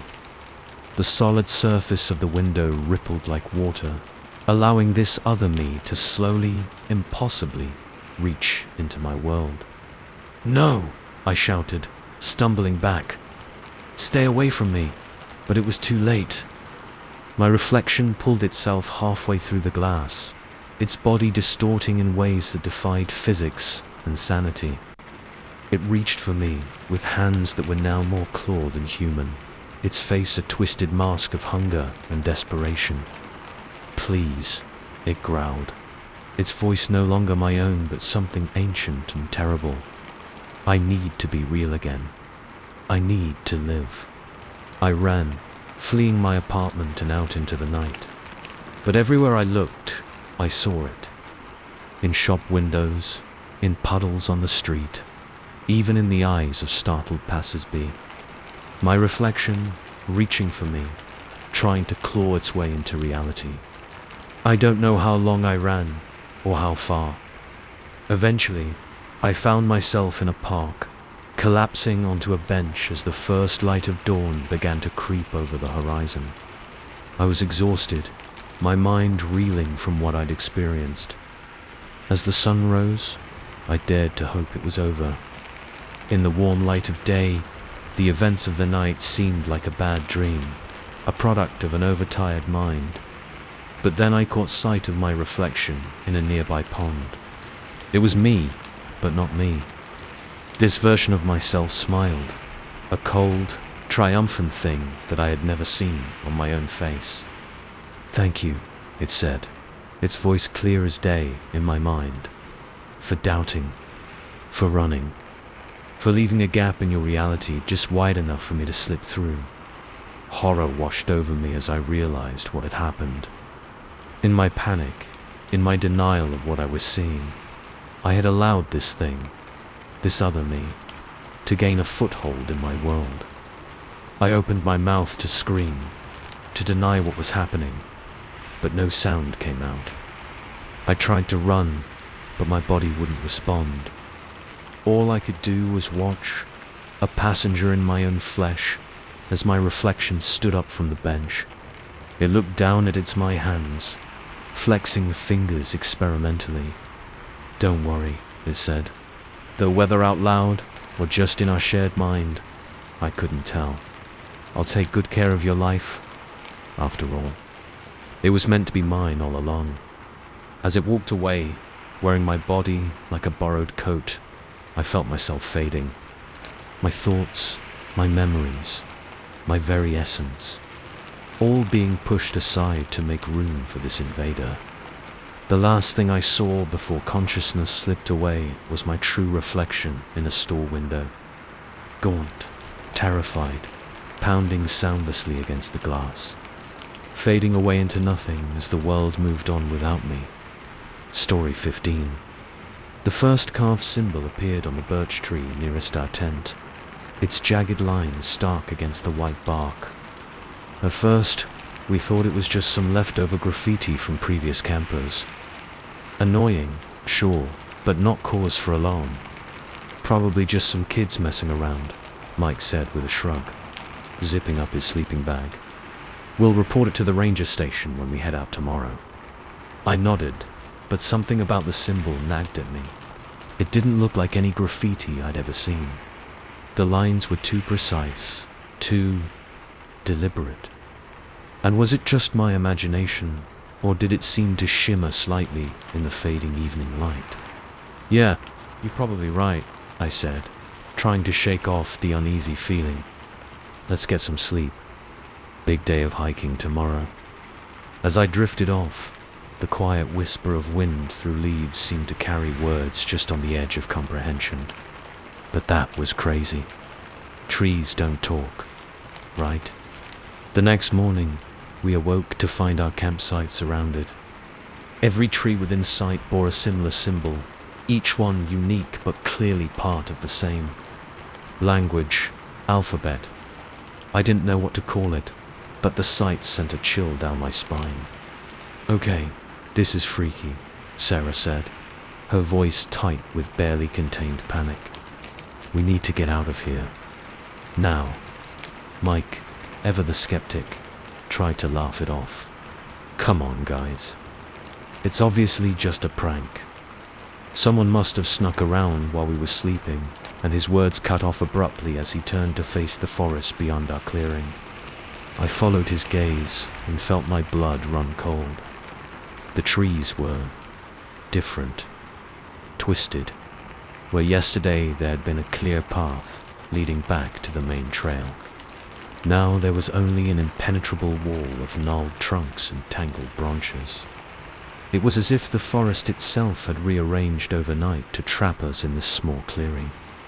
"This isn't possible," I whispered, my mouth dry with fear. Forests don't just move. But the evidence was right in front of us. And as we stood there, frozen in disbelief, I heard it again. That whisper on the wind, clearer now. "Stay with us." Sarah let out a choked sob. "Tell me you guys heard that too." Mike nodded slowly, his usual bravado gone. "We need to get out of here now." We packed up camp in record time, our movements frantic and uncoordinated. As we worked, I couldn't shake the feeling of being watched. Every rustle of leaves, every creak of a branch seemed purposeful, malevolent, with our backpacks secure. We turned to what should have been the trail out. Instead, we faced a solid wall of trees, their bark covered in those strange, shimmering symbols. "Which way?" Sarah asked, her voice small and frightened. Mike pulled out his compass, but the needle spun wildly, refusing to settle on any direction. Our phones showed no signal, and the GPS app just displayed a blank green screen. I don't know," Mike admitted, the first traces of real fear creeping into his voice. I took a deep breath, trying to stay calm. "Okay, let's just pick a direction and start walking. We're bound to hit the edge of the forest eventually, right?" They nodded, clinging to this thin thread of logic. We chose a direction at random and started walking, pushing our way through underbrush that seemed to grab at our clothes and scratch at our skin. As we walked, the whispering grew louder. It was no longer just on the edge of hearing, but a constant susurration that seemed to come from the very air around us. "Join us. Become one with the forest. Never leave." I tried to block it out, focusing on putting one foot in front of the other. But with each step, the forest seemed to grow denser, darker. The canopy above thickened, blocking out more and more sunlight until we were walking in a perpetual twilight. "Guys," Sarah said suddenly, her voice tight with fear, "look at the trees." I glanced up and immediately wished I hadn't. The symbols carved into the bark were changing, shifting and swirling like living things. And in the center of each one, something that looked horribly like an eye was beginning to form.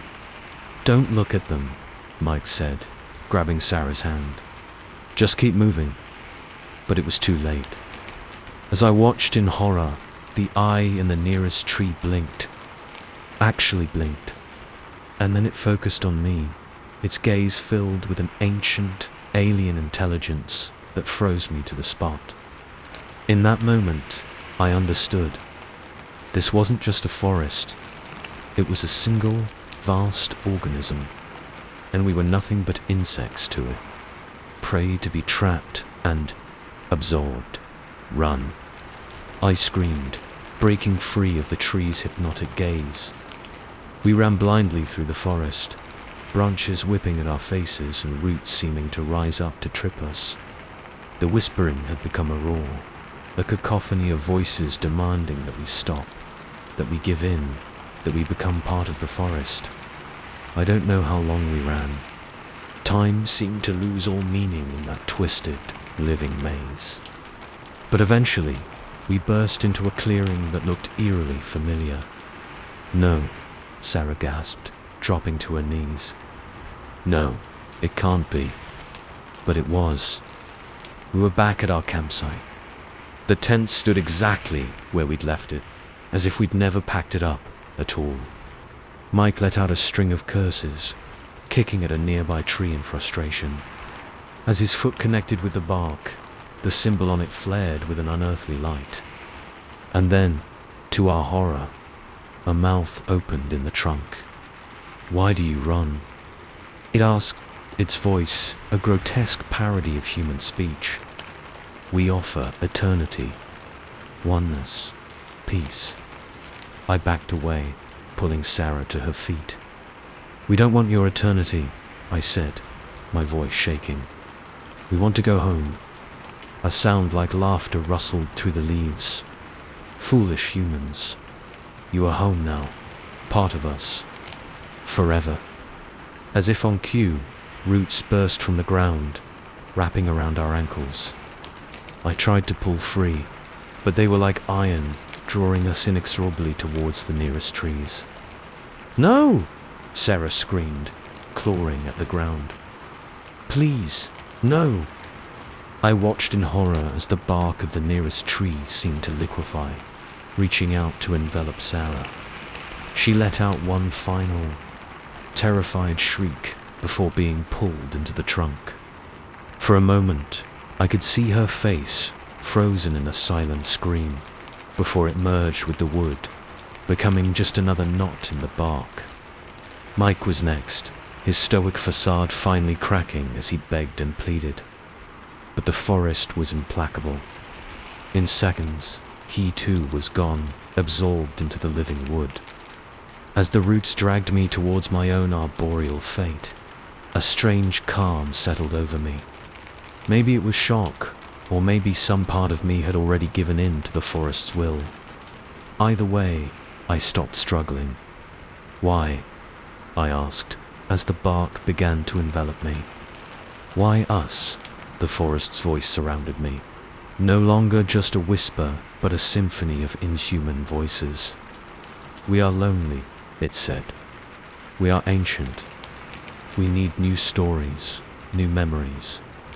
You will live forever in us, your experiences feeding our growth for millennia to come."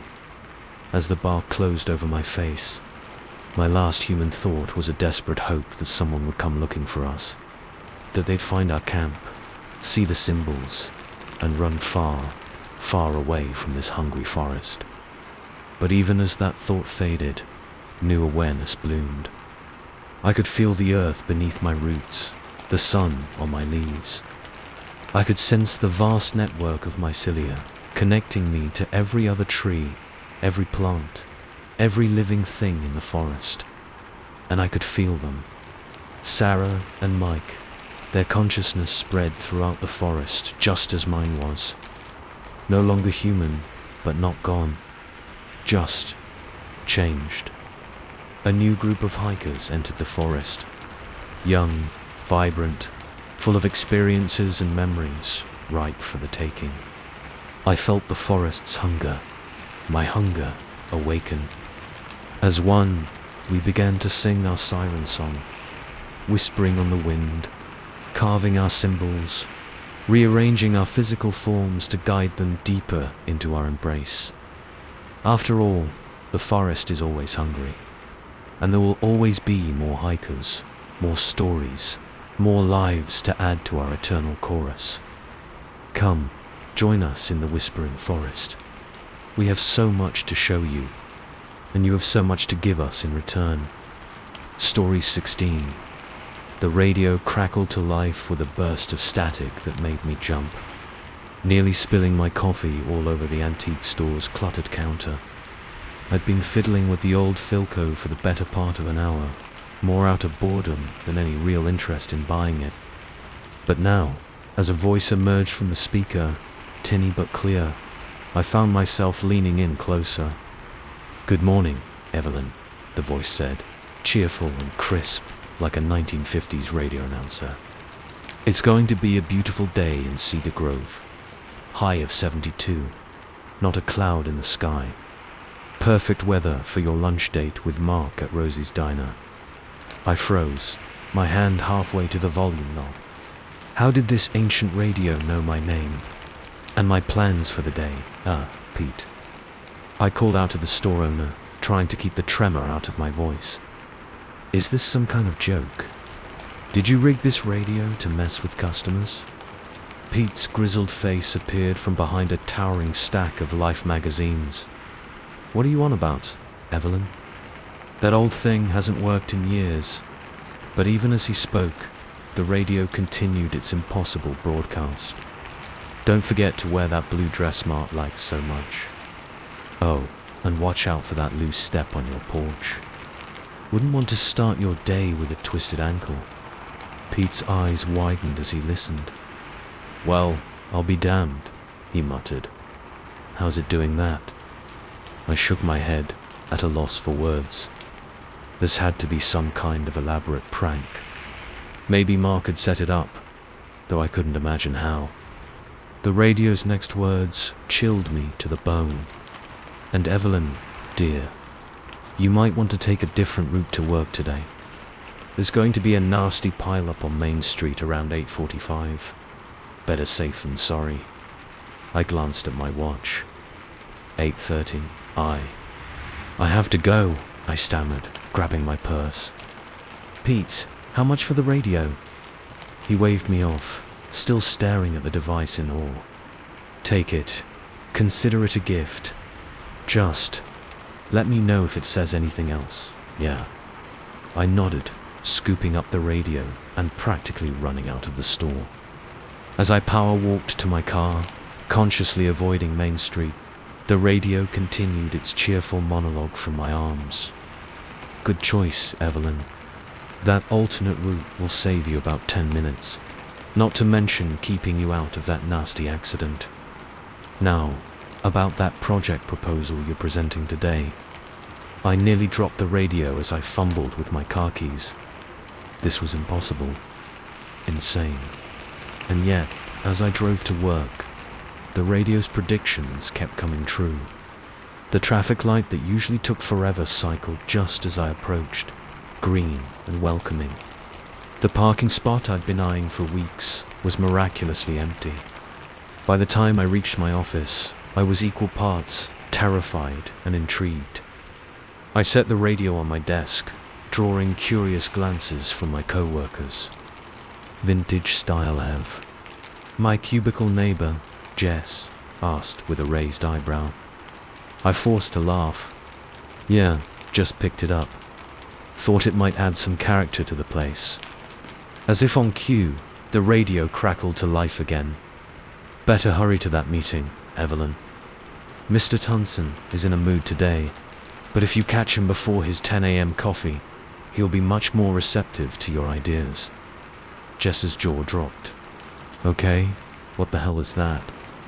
I didn't bother trying to explain, just grabbed my presentation materials and booked it to the conference room. Sure enough, Mr. Tinson was there, looking irritable, but not yet fully caffeinated. And just as the radio had predicted, he loved my proposal. The rest of the day passed in a blur of impossibly accurate predictions and steadily mounting dread. By the time I left work, the radio tucked safely in my bag, I felt like I was losing my mind. I considered cancelling my date with Mark, but the radio had other ideas.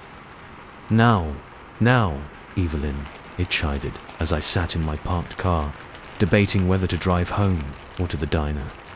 Don't let a little cosmic uncertainty ruin your love life.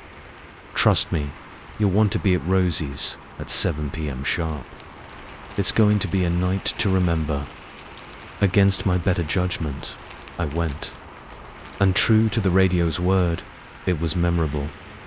Mark was charming, attentive, and halfway through our milkshakes, he got down on one knee and proposed. It should have been the happiest moment of my life. Instead, all I could think about was the radio in my bag, somehow orchestrating my entire existence. That night, As Mark slept peacefully beside me, I sat up in bed, the radio on my lap. "Why me?" I whispered to it. "How are you doing this?" For a long moment, there was only static. Then, that cheerful voice returned, but now there was an undercurrent to it that made my skin crawl. "Why not you, Evelyn? You've always wanted your life to be special, to matter. Well, now it does. Every choice you make, every step you take, ripples out into the world in ways you can't imagine. We're just helping things along." A chill ran down my spine. We? Who's we? The radio speaker emitted a sound that might have been a laugh, but it was all wrong. Too high, too sharp. Oh, Evelyn. So many questions. But that's not important right now. What's important is that you listen carefully to what comes next. Lives depend on it. Specifically, the lives of everyone in Cedar Grove. My breath caught in my throat. "What do you mean?" "Tomorrow at 3:17 p.m., a tanker truck is going to lose control on Highway 16. It's going to crash into the gas station on the edge of town, causing an explosion that will level 3 city blocks. Unless what?" I demanded, my hands shaking as they gripped the radio. "Unless you're there to stop it, of course. You have the power to save them all, Evelyn. You just have to trust us. Trust the radio. Do exactly as we say, and everything will be fine." I wanted to throw the radio across the room, to smash it into 1,000 pieces and pretend this had all been a bad dream. But I couldn't. Because what if it was telling the truth? How could I live with myself if I ignored its warning and people died? The next day was a nightmare of anxiety and dread. I followed the radio's instructions to the letter, making seemingly random stops around town, talking to people I'd never met before, all building up to that crucial moment at 3:15 p.m. when I found myself standing on the side of Highway 16, watching a tanker truck approach in the distance. "Now, Evelyn," the radio commanded from my bag. "Step into the road. Wave your arms. Make him stop." Every instinct screamed at me to run, to get as far away from that truck as possible. But the radio's words echoed in my head. Lives depend on it. I stepped out onto the asphalt, my heart pounding so hard I thought it might burst from my chest. I waved my arms frantically, shouting at the top of my lungs. The truck's horn blared. I could see the driver's panicked face as he realized he wasn't going to be able to stop in time. I closed my eyes, waiting for the impact. It never came. The screech of brakes filled the air, and when I opened my eyes, the truck was stopped mere inches from where I stood. The driver was out of his cab, wide-eyed and shaking. "Lady, are you crazy?" he yelled. "You could have been killed." But I barely heard him, because there, just past where the truck had stopped, was the gas station. And now that I was looking closely, I could see the puddle of liquid seeping out from under one of the pumps. One spark, one wrong move, and this whole place would have gone up in flames. I'd done it. I'd saved them all. As the police and fire department arrived to deal with the leaking gas pump, I slumped against a guardrail, exhausted and overwhelmed. The radio crackled to life one more time. "Well done, Evelyn," it said, its tone warm with approval. "You've passed the test. You're ready for what comes next." "What test?" I asked, too tired to even be scared anymore. "What comes next?" The radio's voice changed then, becoming deeper, more resonant. Gone was the cheerful 1950s announcer, replaced by something ancient and powerful. "The world is changing, Evelyn. Dark times are coming. We need agents of change, people willing to shape the future. You've proven yourself worthy. From now on, you'll be our voice in Cedar Grove. our hands, our eyes. And if I refuse, I whispered, already knowing the answer. The radio emitted that too-sharp laugh again. Oh, Evelyn, you won't refuse, because now you know the truth. Every choice matters. Every action has consequences. And only you can hear us. Only you can save them. As if to emphasize its point, the radio began listing off a series of predictions. A house fire next week. A car accident the week after. A child who would go missing next month. I listened, horror and resignation warring within me. I was trapped, caught in a web of cosmic manipulation I couldn't begin to understand. But I was also empowered, given the ability to save lives, to make a real difference. As I stood up, radio clutched to my chest like a lifeline. I realized my old life was over. From now on, I belonged to the voice in the static, to whatever entities had chosen me for this insane task. God help me, I was the prophet of Cedar Grove, and my work was just beginning.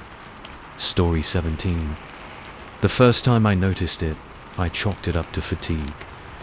3 months into my job as the night security guard at the Thornfield Museum of Fine Art, and the graveyard shift was still kicking my ass. So when I thought I saw the eyes of the portrait in the Renaissance wing follow me as I passed, I figured it was just my tired brain playing tricks on me. I paused in front of the painting, an imposing portrait of some long-dead nobleman. In the dim light of the museum at night, his eyes seemed to glitter with an unsettling intelligence. I leaned in closer, my flashlight beam illuminating the intricate brushstrokes. "You're losing it, Mike," I muttered to myself, shaking my head. Paintings don't move. But as I turned to continue my rounds, I could have sworn I saw the nobleman's lips twitch into the faintest of smiles. I quickened my pace, the sound of my footsteps echoing through the empty halls. The rest of my shift passed without incident, but I couldn't shake the feeling of being watched. Every portrait, every landscape, every still life seemed to hold a hidden presence, just waiting for me to turn my back. By the time dawn broke and the day shift arrived, I was a jittery mess. I must have jumped a foot in the air when Sarah, one of the curators, tapped me on the shoulder. "Whoa there, Jumpy McGee," she laughed. "Rough night?" I forced a smile, trying to play it cool. "Nah, just too much coffee. You know how it is." She nodded sympathetically. "Well, try to get some rest. Can't have our night watchman falling asleep on the job, can we?" As I headed home, the morning sun chasing away the shadows of the night, I almost managed to convince myself it had all been in my head. Just a case of an overactive imagination mixed with sleep deprivation. Nothing a good day's sleep couldn't fix. If only I'd known how wrong I was. The next night started normally enough. I made my rounds, checked the security systems, and settled in for another quiet shift. But as the hours ticked by, that feeling of being watched returned, stronger than ever. I found myself in the modern art wing, surrounded by abstract shapes and splashes of color that seemed to writhe and pulse in my peripheral vision. One painting in particular caught my eye, a huge canvas covered in swirls of deep red and black, like some cosmic maelstrom. As I stared at it, trying to make sense of the chaotic patterns, something shifted. The swirls began to coalesce, forming shapes that were almost faces, dozens of them, twisted in expressions of agony or ecstasy. I couldn't tell which. I stumbled back, my heart pounding. This wasn't possible. Paintings don't change. They don't move. But as I watched, one of the faces seemed to push forward, pressing against the canvas as if trying to break through into our world. Its mouth opened in a silent scream, eyes wide and pleading. I ran. I'm not ashamed to admit it. I ran like hell, not stopping until I reached the security office. I slammed the door behind me, gasping for breath. The bank of monitors showed empty halls and motionless artwork. Everything looked normal, perfectly still, perfectly safe. I laughed shakily, running a hand through my sweat-damp hair. "Get a grip, man," I told myself. "You're seeing things. Gotta lay off the late-night horror movies." But even as I tried to rationalize it away, I knew something was very, very wrong in this museum. The next few nights were a blur of increasing terror. It wasn't just one or two paintings anymore. It was all of them. The serene landscape in the American wing now showed storm clouds gathering on the horizon, trees bending in a wind I couldn't feel. The still life of fruit in the Dutch Masters section had flies buzzing around it, the apples slowly rotting before my eyes, and the portraits, God, the portraits. They all moved now, their eyes following me as I made my rounds. Some smiled, secret and knowing. Others glared with undisguised malevolence. A few even seemed to be trying to warn me, their painted faces contorted in silent screams. I thought about quitting. I even wrote out my resignation letter. But something kept me coming back night after night. Curiosity, maybe, or a twisted sense of duty. Whatever it was, it led me deeper into the nightmare. It was during my break on the 5th night that things escalated. I was in the staff room, trying to choke down a sandwich, when I heard it. Music. Faint, but unmistakable. Classical, I thought. Maybe Mozart. I followed the sound, my flashlight beam dancing erratically, as my shaking hand tried to light the way. The music led me to the European wing, to a painting I'd passed 100 times before but never really noticed. It showed a grand ballroom, filled with elaborately dressed 18th century nobles frozen mid-dance. Except now, they weren't frozen at all. They were moving, twirling and spinning in time to the music that seemed to be coming from the painting itself. I stood there, transfixed, as the dancers whirled faster and faster. Their faces began to blur, becoming grotesque masks of flesh. The music grew discordant, screeching violins and pounding drums, drowning out the elegant melody. And then one of the dancers turned and looked directly at me. Her eyes, God, her eyes. They were black pits, endless and hungry. She smiled, revealing teeth that were far too sharp, too numerous. She reached out, her hand pushing against the canvas, stretching it like a membrane. I could see her fingers begin to poke through, reaching for me. I don't remember running. The next thing I knew, I was in my car, driving home at breakneck speed as the first light of dawn broke over the horizon. I called in sick that night, and the next. On the 3rd day, my boss left a concerned voicemail. If I didn't show up for my next shift, he'd have to let me go. So I went back. God help me, I went back. The museum was quiet when I arrived. No music, no movement, just still paintings in silent halls. For a moment, I dared to hope it had all been some kind of mental breakdown, that I was better now. Then I saw it.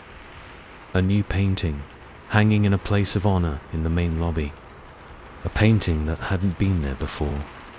It was me. Me, standing in the museum, surrounded by writhing, living artwork. The brushstrokes were impressionistic, blurring the line between me and the paintings around me. But my face was crystal clear, frozen in an expression of abject terror. As I stared at this impossible self-portrait, I saw my painted self's eyes move. They focused on me, filled with a mixture of pity and resignation. And then my painted self spoke. "Run," it said. its voice a dry whisper that seemed to come from everywhere and nowhere. Run while you still can. But I couldn't move. I was rooted to the spot as the painting began to change. The background melted away, revealing a dark, cavernous space filled with twisted shapes and half-formed horrors. My painted self began to sink into this nightmarish realm, still staring at me with those pleading eyes. I felt a tug, as if some invisible force was trying to pull me into the painting. I struggled against it, but it was like fighting quicksand. The more I resisted, the stronger it became. As I felt myself being drawn inexorably towards the canvas, I realized the horrible truth. The paintings hadn't been changing. They had been showing me reality. The world I thought I knew was the illusion, a thin veneer painted over a universe of chaos and terror. And now, that veneer was breaking down. I pressed my hands against the canvas, feeling it give way like a living membrane. As I sank into the painting, into that world of living nightmares, I heard a sound behind me. Footsteps. The day shift arriving. I tried to call out, to warn them, but my voice was swallowed by the swirling colors around me. The last thing I saw before the canvas closed over me was my own face, now hanging lifeless on the museum wall, my eyes staring sightlessly at the world I was leaving behind. Now I wait, trapped in this realm between dimensions. I watch as new guards come and go, each one slowly realizing the truth about the museum and its artwork.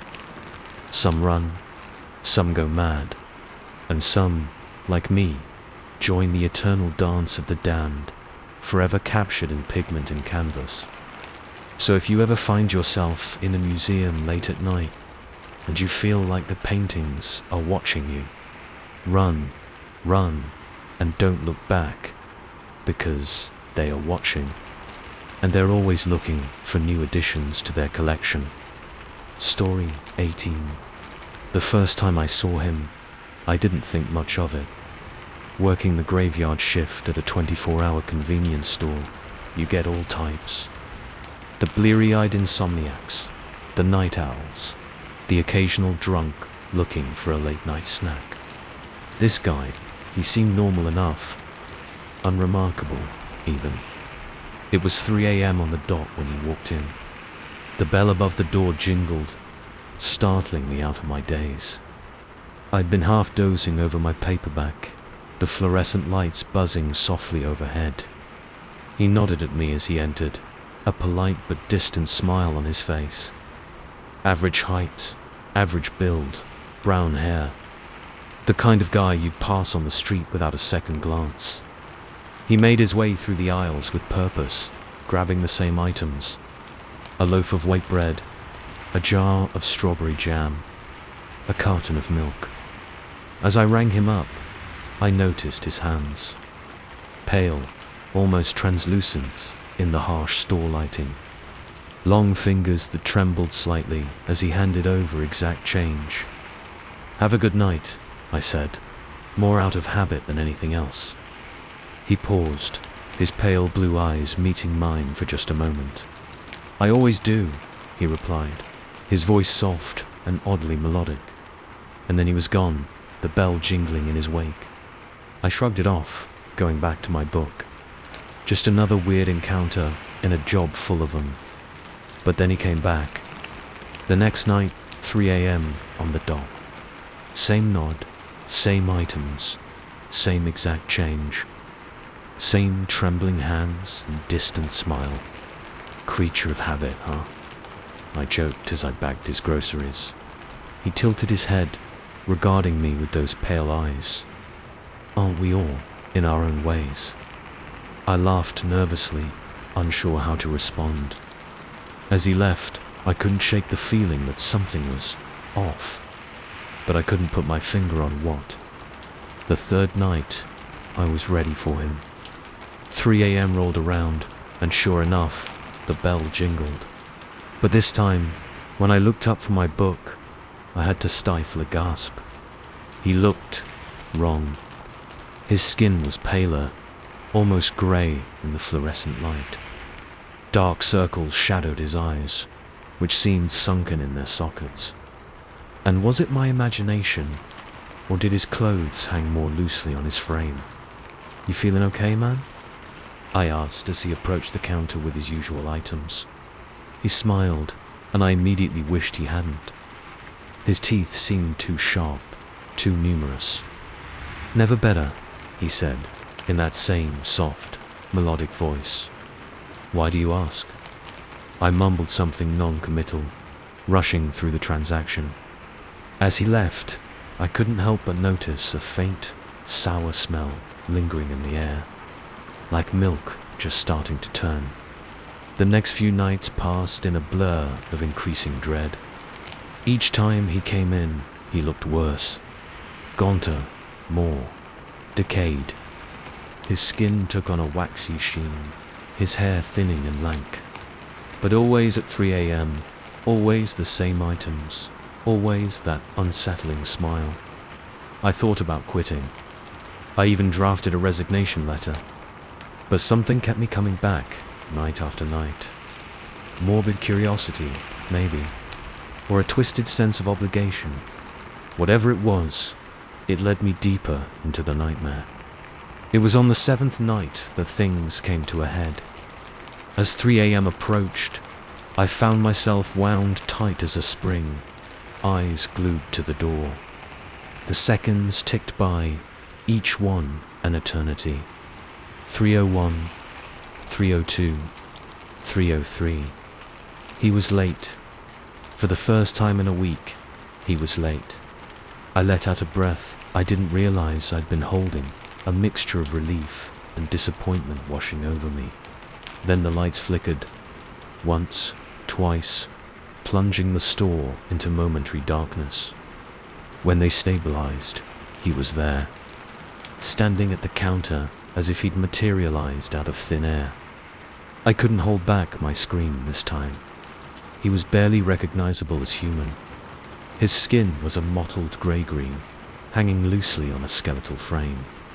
His eyes were milky white, filmed over like a corpse's. And the smell, God, the smell, like a grave freshly opened. The usual. He asked, his voice now a dry rasp that sent shivers down my spine. I stood frozen, unable to move, unable to speak. He tilted his head, regarding me with those dead eyes. "Is something wrong?" he asked, reaching out with one decaying hand. "You look pale." I flinched away from his touch, my back hitting the wall of cigarettes behind me. "Dubby, what are you?" I managed to stammer out. He smiled that too sharp smile. "A creature of habit," he said, echoing my words from days ago. "Just like you. Just like everyone." With shaking hands, I started ringing up his items. The bread was moldy now, green fuzz visible through the plastic bag. The jam had turned a deep, unnatural red, almost black in the harsh light. And the milk moved in the carton, as if something was alive inside. As I bagged the grotesque groceries, he leaned in close. I gagged at the smell of decay that rolled off him in waves. "Do you want to know a secret?" he whispered, his breath cold against my ear. "I died a week ago. Car accident. Very messy." I whimpered, trying to back away, but there was nowhere to go. "But old habits die hard," he continued, that horrible smile never leaving his face. "So here I am, night after night, buying the last meal I never got to eat." He reached into his pocket, pulling out a handful of coins. They clattered on the counter, wet and red. I realized with dawning horror that they weren't coins at all, but teeth. "Keep the change," he said, gathering up his bag. "I won't be needing it where I'm going." As he turned to leave, he paused, looking back at me with those milky eyes. "See you tomorrow night," he said, and winked. The lights flickered again, and when they steadied, he was gone. The only evidence he'd been there at all was the faint smell of decay and the wet teeth on the counter. I quit that night, left a hastily scrawled note and my keys, and ran out of there like the hounds of hell were at my heels. I didn't stop running until I was home, doors locked, huddled under my covers like a scared kid. I told myself it was over, that I'd had some kind of mental break, but I was safe now, away from that store, away from him. But as I lay there, trying to calm my racing heart, I heard it, soft at first, but growing louder. The jingle of a bell, like the one over the store's door. I squeeze my eyes shut, willing it to be my imagination, but I can't block out the sound of footsteps. Slow, shuffling steps coming down the hall towards my room. There's a soft knock at my door. Once, twice, 3 times. Hello? That familiar, melodic voice calls out. I seem to have gotten a bit lost. Could you help me find my way? I don't answer. I don't move. I barely breathe. I know you're in there, he continues, his voice taking on that dry, raspy quality. I can smell your fear, your life. Won't you open up, be a good host? The doorknob rattles. Once, twice. On the 3rd shake, I hear the lock give way. As the door creaks open, I smell it. That sickly sweet odor of decay, of death long past its due. There you are, he says, and I can hear the smile in his voice. I missed you at the store tonight, but don't worry. I brought our usual items. We can have a midnight snack together. I feel the bed dip as he sits down, his cold, clammy hand coming to rest on my shoulder. After all, he whispers, his breath icy against my neck. I'm a creature of habit. And now, my dear friend, so are you. As I lay there paralyzed with terror, I realize the horrible truth. This is my life now. My death. My eternal graveyard shift. And it's only just beginning. Story 19. The first time I noticed it, I was reaching for my morning coffee. Just a slight delay, barely perceptible. My hand moved, and a fraction of a second later, my shadow followed. I blinked, rubbing my eyes. Must be the lack of caffeine playing tricks on me. But as I sipped my coffee, I couldn't shake the feeling that something was off. I kept glancing at my shadow, cast long and dark by the early morning sun streaming through my kitchen window. It seemed normal enough now, mirroring my movements as I puttered around, getting ready for work. I shook my head, chuckling at my own paranoia. Get it together, Alex, I muttered to myself. It's just a shadow. Your shadow. If only I'd known how wrong I was. Throughout the day, I caught myself obsessively checking my shadow. In meetings, I'd zone out, staring at the dark shape I cast on the conference room wall. Walking down the street during lunch, I'd whip my head around, trying to catch it doing something it shouldn't. By the time I got home that evening, I was a bundle of nerves. I flicked on every light in my apartment, banishing the shadows to the corners, but I couldn't escape my own. As I stood in the bathroom, brushing my teeth, I saw it again. That slight delay. I raised my hand, and my shadow followed a beat later. I waved, and it waved back, just a little too slowly. This isn't happening, I said to my reflection, toothbrush hanging forgotten from my mouth. Shadows don't move on their own. They can't. But even as the words left my mouth, I saw it. My shadow's hand, still raised in that wave, curled its fingers. It flexed them, one by one, in a gesture that was entirely independent of my own movements.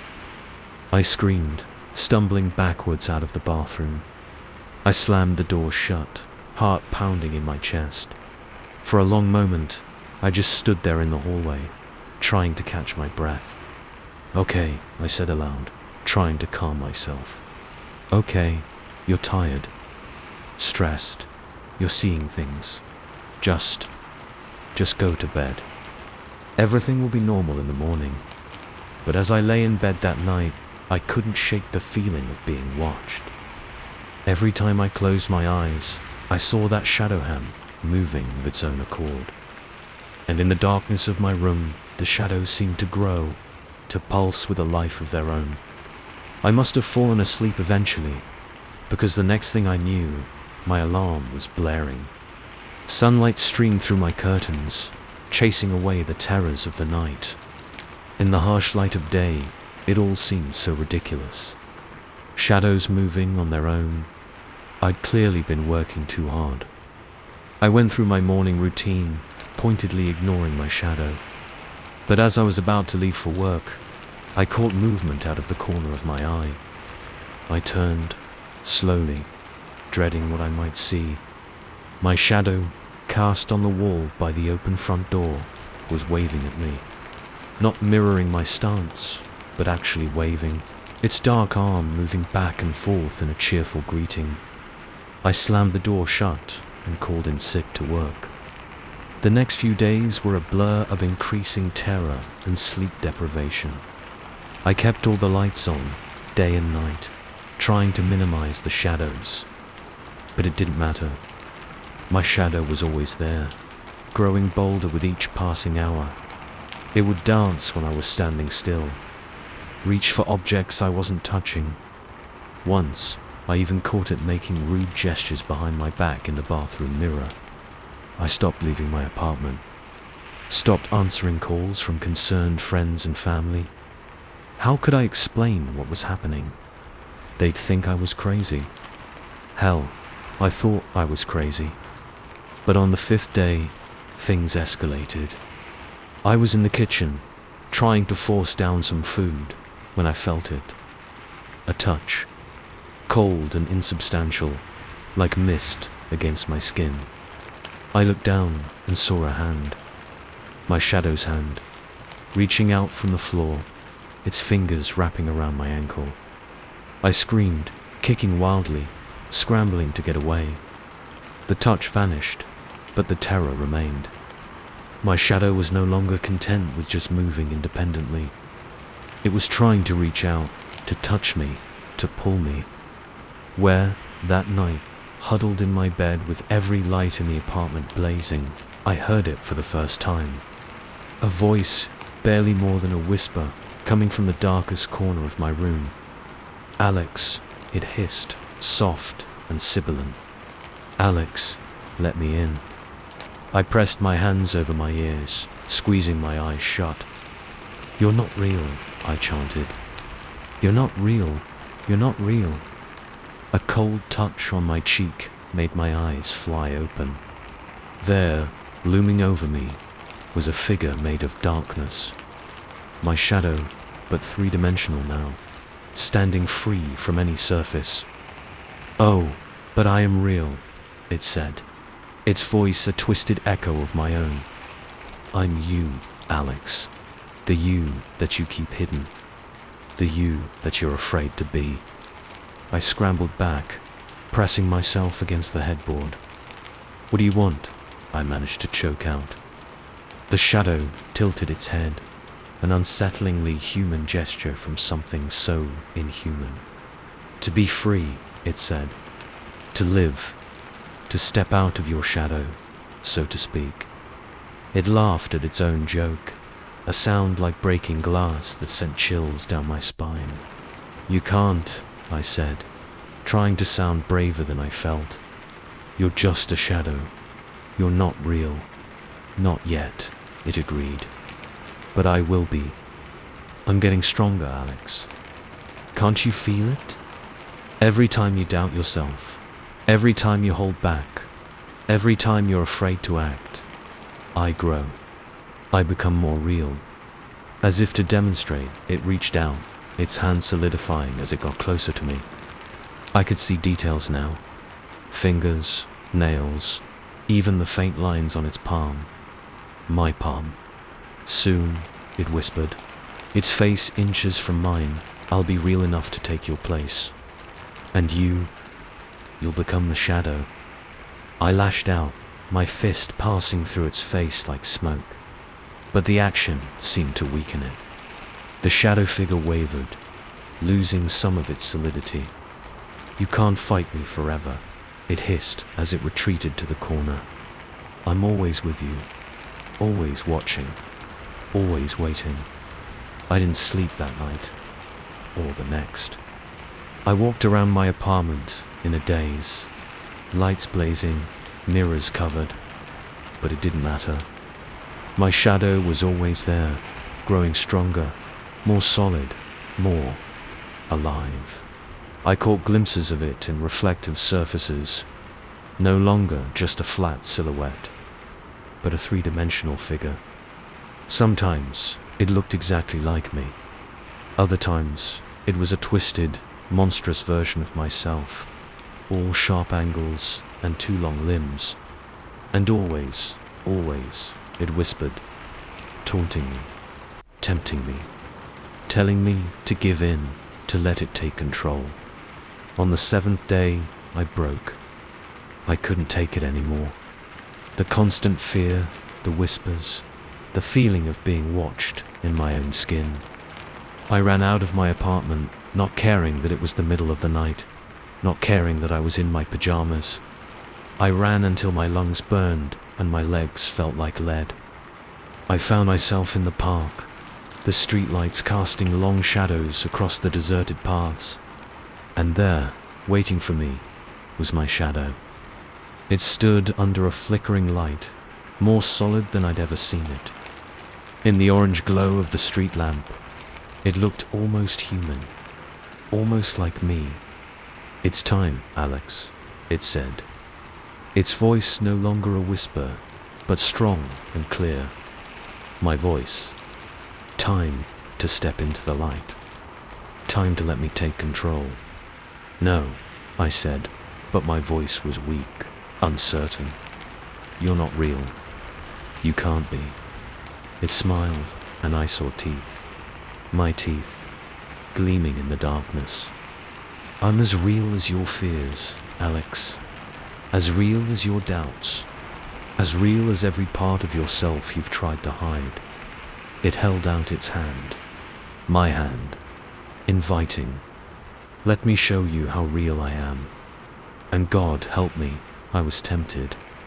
Tired of fighting. Tired of being afraid. What would it be like, I wondered, to let go, to become the shadow? I took a step forward, then another. The shadow's smile widened, triumphant. But as I reached out, my fingers nearly touching its outstretched hand, a jogger ran past. Their movement cast new shadows, disrupting the streetlight's steady glow. For just a moment, my shadow wavered, its form becoming less distinct. In that instant of weakness, I saw the truth. It wasn't stronger than me. It wasn't more real. It was just fear and doubt given form, fed by my own insecurities. No, I said, my voice stronger now. You're not me. You're just a shadow. My shadow. And I control you. I straightened up, squaring my shoulders. With each confident movement, the shadow seemed to shrink, to lose its solidity. You're right, I continued, taking a step forward. I have been afraid. I have held back, but not anymore. With each word, each step, the shadow retreated. Its form wavered, becoming flatter, less distinct. By the time I finished speaking, it was just that. A shadow. My shadow, flat on the ground, moving in sync with my body. As the sun began to rise, chasing away the last of the night shadows, I felt a weight lift from my shoulders. The constant fear, the feeling of being watched. It was gone. I walked home as the city awakened around me, my shadow nothing more than a dark shape at my feet. But I knew the truth now. It would always be there, that darker version of myself. waiting for moments of weakness, of doubt. But it didn't control me. I controlled it. And as long as I remembered that, as long as I faced my fears and embraced every part of myself, even the dark parts, I would be okay. After all, everyone has a shadow. The trick is not letting it have you. Story 20. I found the room on a Tuesday. It was one of those sticky summer afternoons where the air feels like molasses and even breathing seems like too much effort. I was sprawled on the couch, half dozing in front of the fan when my wife, Sarah, burst in, excitement radiating off her in waves. "Jack, you've got to see this," she exclaimed, grabbing my hand and practically dragging me off the couch. I stumbled after her, still groggy. "What's going on? Did you finally figure out how to get the ice maker working?" She rolled her eyes, tugging me towards the stairs. "No, silly, well, you just have to see it." As we climbed the second floor of our old Victorian home, a sense of unease began to creep over me. Something felt off. The air seemed thicker up here, charged with a strange energy I couldn't quite place. Sarah led me down the hallway, past the master bedroom and the guest room, to a door I'd never noticed before. It was old, the white paint yellowed and peeling, with a tarnished brass knob that looked like it hadn't been turned in decades. "Have you seen this before?" Sarah asked, her hand hovering over the knob. I frowned, a chill running down my spine despite the heat. "No, I don't think so. But that's impossible, right? We've lived here for 3 years." Sarah nodded, her excitement now tinged with confusion. "I know. I was looking for that box of old photos and just found it. It's like it appeared out of nowhere." Before I could stop her, she turned the knob and pushed the door open. The room beyond was wrong. That's the only way I can describe it. It was perfectly square, maybe 15 feet on each side, with faded floral wallpaper and a dusty hardwood floor. But the proportions were all off. It couldn't possibly fit in the space between our bedroom and the guest room. "This is impossible," I muttered, taking a hesitant step inside. The air in the room was cold, a stark contrast to the sweltering heat of the rest of the house. And there was a smell, musty and sweet, like old books and decaying flowers. Sarah moved past me, her eyes wide as she took in the room's contents. There was a bed in one corner, neatly made with a quilt I didn't recognize. A rocking chair sat by the window, which showed a view of a garden that definitely wasn't ours. And on the walls. "Jack," Sarah whispered, her voice tight with confusion and the first hints of fear. "Jack, look at the photos." I followed her gaze and felt my blood run cold. The walls were covered in photographs, hundreds of them, and in every single one was a face I recognized. My face, but it wasn't me. Not exactly. The man in the photos looked like me, but older, grayer, and in each picture, he was with a woman I'd never seen before and children I didn't recognize. "What is this?" I breathed, moving closer to examine the photos. "Some kind of sick joke?" Sarah shook her head, her hand clutching mine tightly. "Look at this one," she said, pointing to a photo on the nightstand. It was a wedding picture. The man who looked like me, beaming at the camera, his arm around a blonde woman in a white dress. The date stamped in the corner read June 15th, 2025, 2 years from now. "This isn't possible," I said, my voice rising in panic. "I'm married to you. We don't have kids. This isn't our life." As if in response to my outburst, the room seemed to shudder. The lights flickered, and for a moment, I could have sworn I saw the man from the photo standing in the corner, watching us with sad eyes. Sarah let out a small scream, and we both bolted for the door. We slammed it shut behind us, leaning against it as we gasped for breath. What the hell was that? Sarah panted, her face pale. I shook my head, unable to form words. My mind was reeling, trying to make sense of what we'd just seen. We spent the rest of the day in a daze, neither of us wanting to talk about the room. But as night fell, we found ourselves drawn back to it, like moths to a flame. The door was still there, silent and ominous in the dim hallway light. With shaking hands, I reached for the knob. It was locked. Relief washed over me, followed immediately by a wave of disappointment that I didn't want to examine too closely. Maybe we imagined it, Sarah suggested, her voice hopeful but unconvincing. I nodded, willing myself to believe it. Yeah, stress, the heat. It must have been some kind of shared hallucination. But even as I said it, I knew it wasn't true. The room was real, and somehow I knew it would be back. Over the next few weeks, life went on as normal. Or as normal as it could, with the knowledge of an impossible room hanging over us. We didn't talk about it, but I could see it weighing on Sarah. She'd jump at small noises, her eyes constantly darting to that spot in the hallway where the door had been. And then, exactly 1 month after we'd first discovered it, the room reappeared. I woke in the middle of the night to the sound of soft crying. At first, I thought it was Sarah, but she was sound asleep beside me. The crying was coming from the hallway. With a sense of dread, I got out of bed and opened our bedroom door. There, in the moonlight streaming through the window, was the door, and from behind it came the unmistakable sound of a child weeping. Every instinct screamed at me to turn back, to wake Sarah, to call the police. But instead, I found myself reaching for the knob. The room beyond was different this time, gone with the cheerful family photos and quaint furnishings.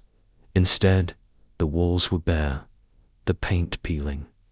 The bed was stripped, its mattress stained and sagging. And there, in the corner, was a little girl. She couldn't have been more than 6 or 7, with blonde hair and tear-stained cheeks. When she saw me, her eyes widened in recognition and relief. "Daddy," she sobbed, running towards me. "Daddy, you came back." I stumbled backwards, my heart pounding. I'm not your daddy," I stammered. "I don't have any children." The girl stopped, confusion and hurt flashing across her face. But you promised. You promised you'd come back for us." As she spoke, the room began to change again. The walls filled with new photos. The little girl growing up, graduations, weddings, and in each one, that older version of me, looking more and more haunted with each passing year. "I don't understand," I said, my voice cracking. "What is this place? Who are you?" The girl's face crumpled, fresh tears spilling down her cheeks. "You forgot us," she whispered. "You chose another life, and you forgot us." The room shuddered, the images on the walls flickering like an old film reel.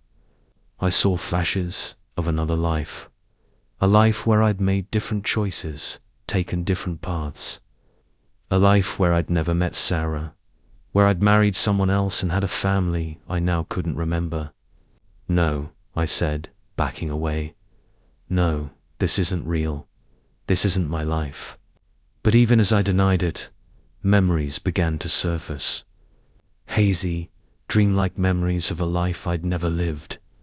The feel of a child's hand in mine. The sound of laughter echoing through a house I'd never seen. The weight of responsibilities I'd never shouldered. The girl reached for me, her hand passing through my arm like smoke. "Please, Daddy," she begged. "Please remember us. Please come back." I ran. I slammed the door shut and ran back to my bedroom, to Sarah, to the life I knew was real. But as I clung to my wife, shaking and sobbing, I couldn't shake the feeling that I'd just abandoned my family all over again. In the morning, the door was gone. Sarah found me sitting in the hallway, staring at the blank wall where it had been. "Jack," she said softly, kneeling beside me. "What happened?" I turned to her, seeing the concern in her eyes, the love we'd built over years together. But behind that, I saw something else. A flicker of another life, of choices unmade and paths not taken. I said slowly, I think I remembered something I was never supposed to forget." As the words left my mouth, I heard it, faint but unmistakable. The sound of a child laughing, coming from somewhere behind the wall. Somewhere in a room that wasn't there. And I knew, with a certainty that chilled me to my core, that this wasn't over.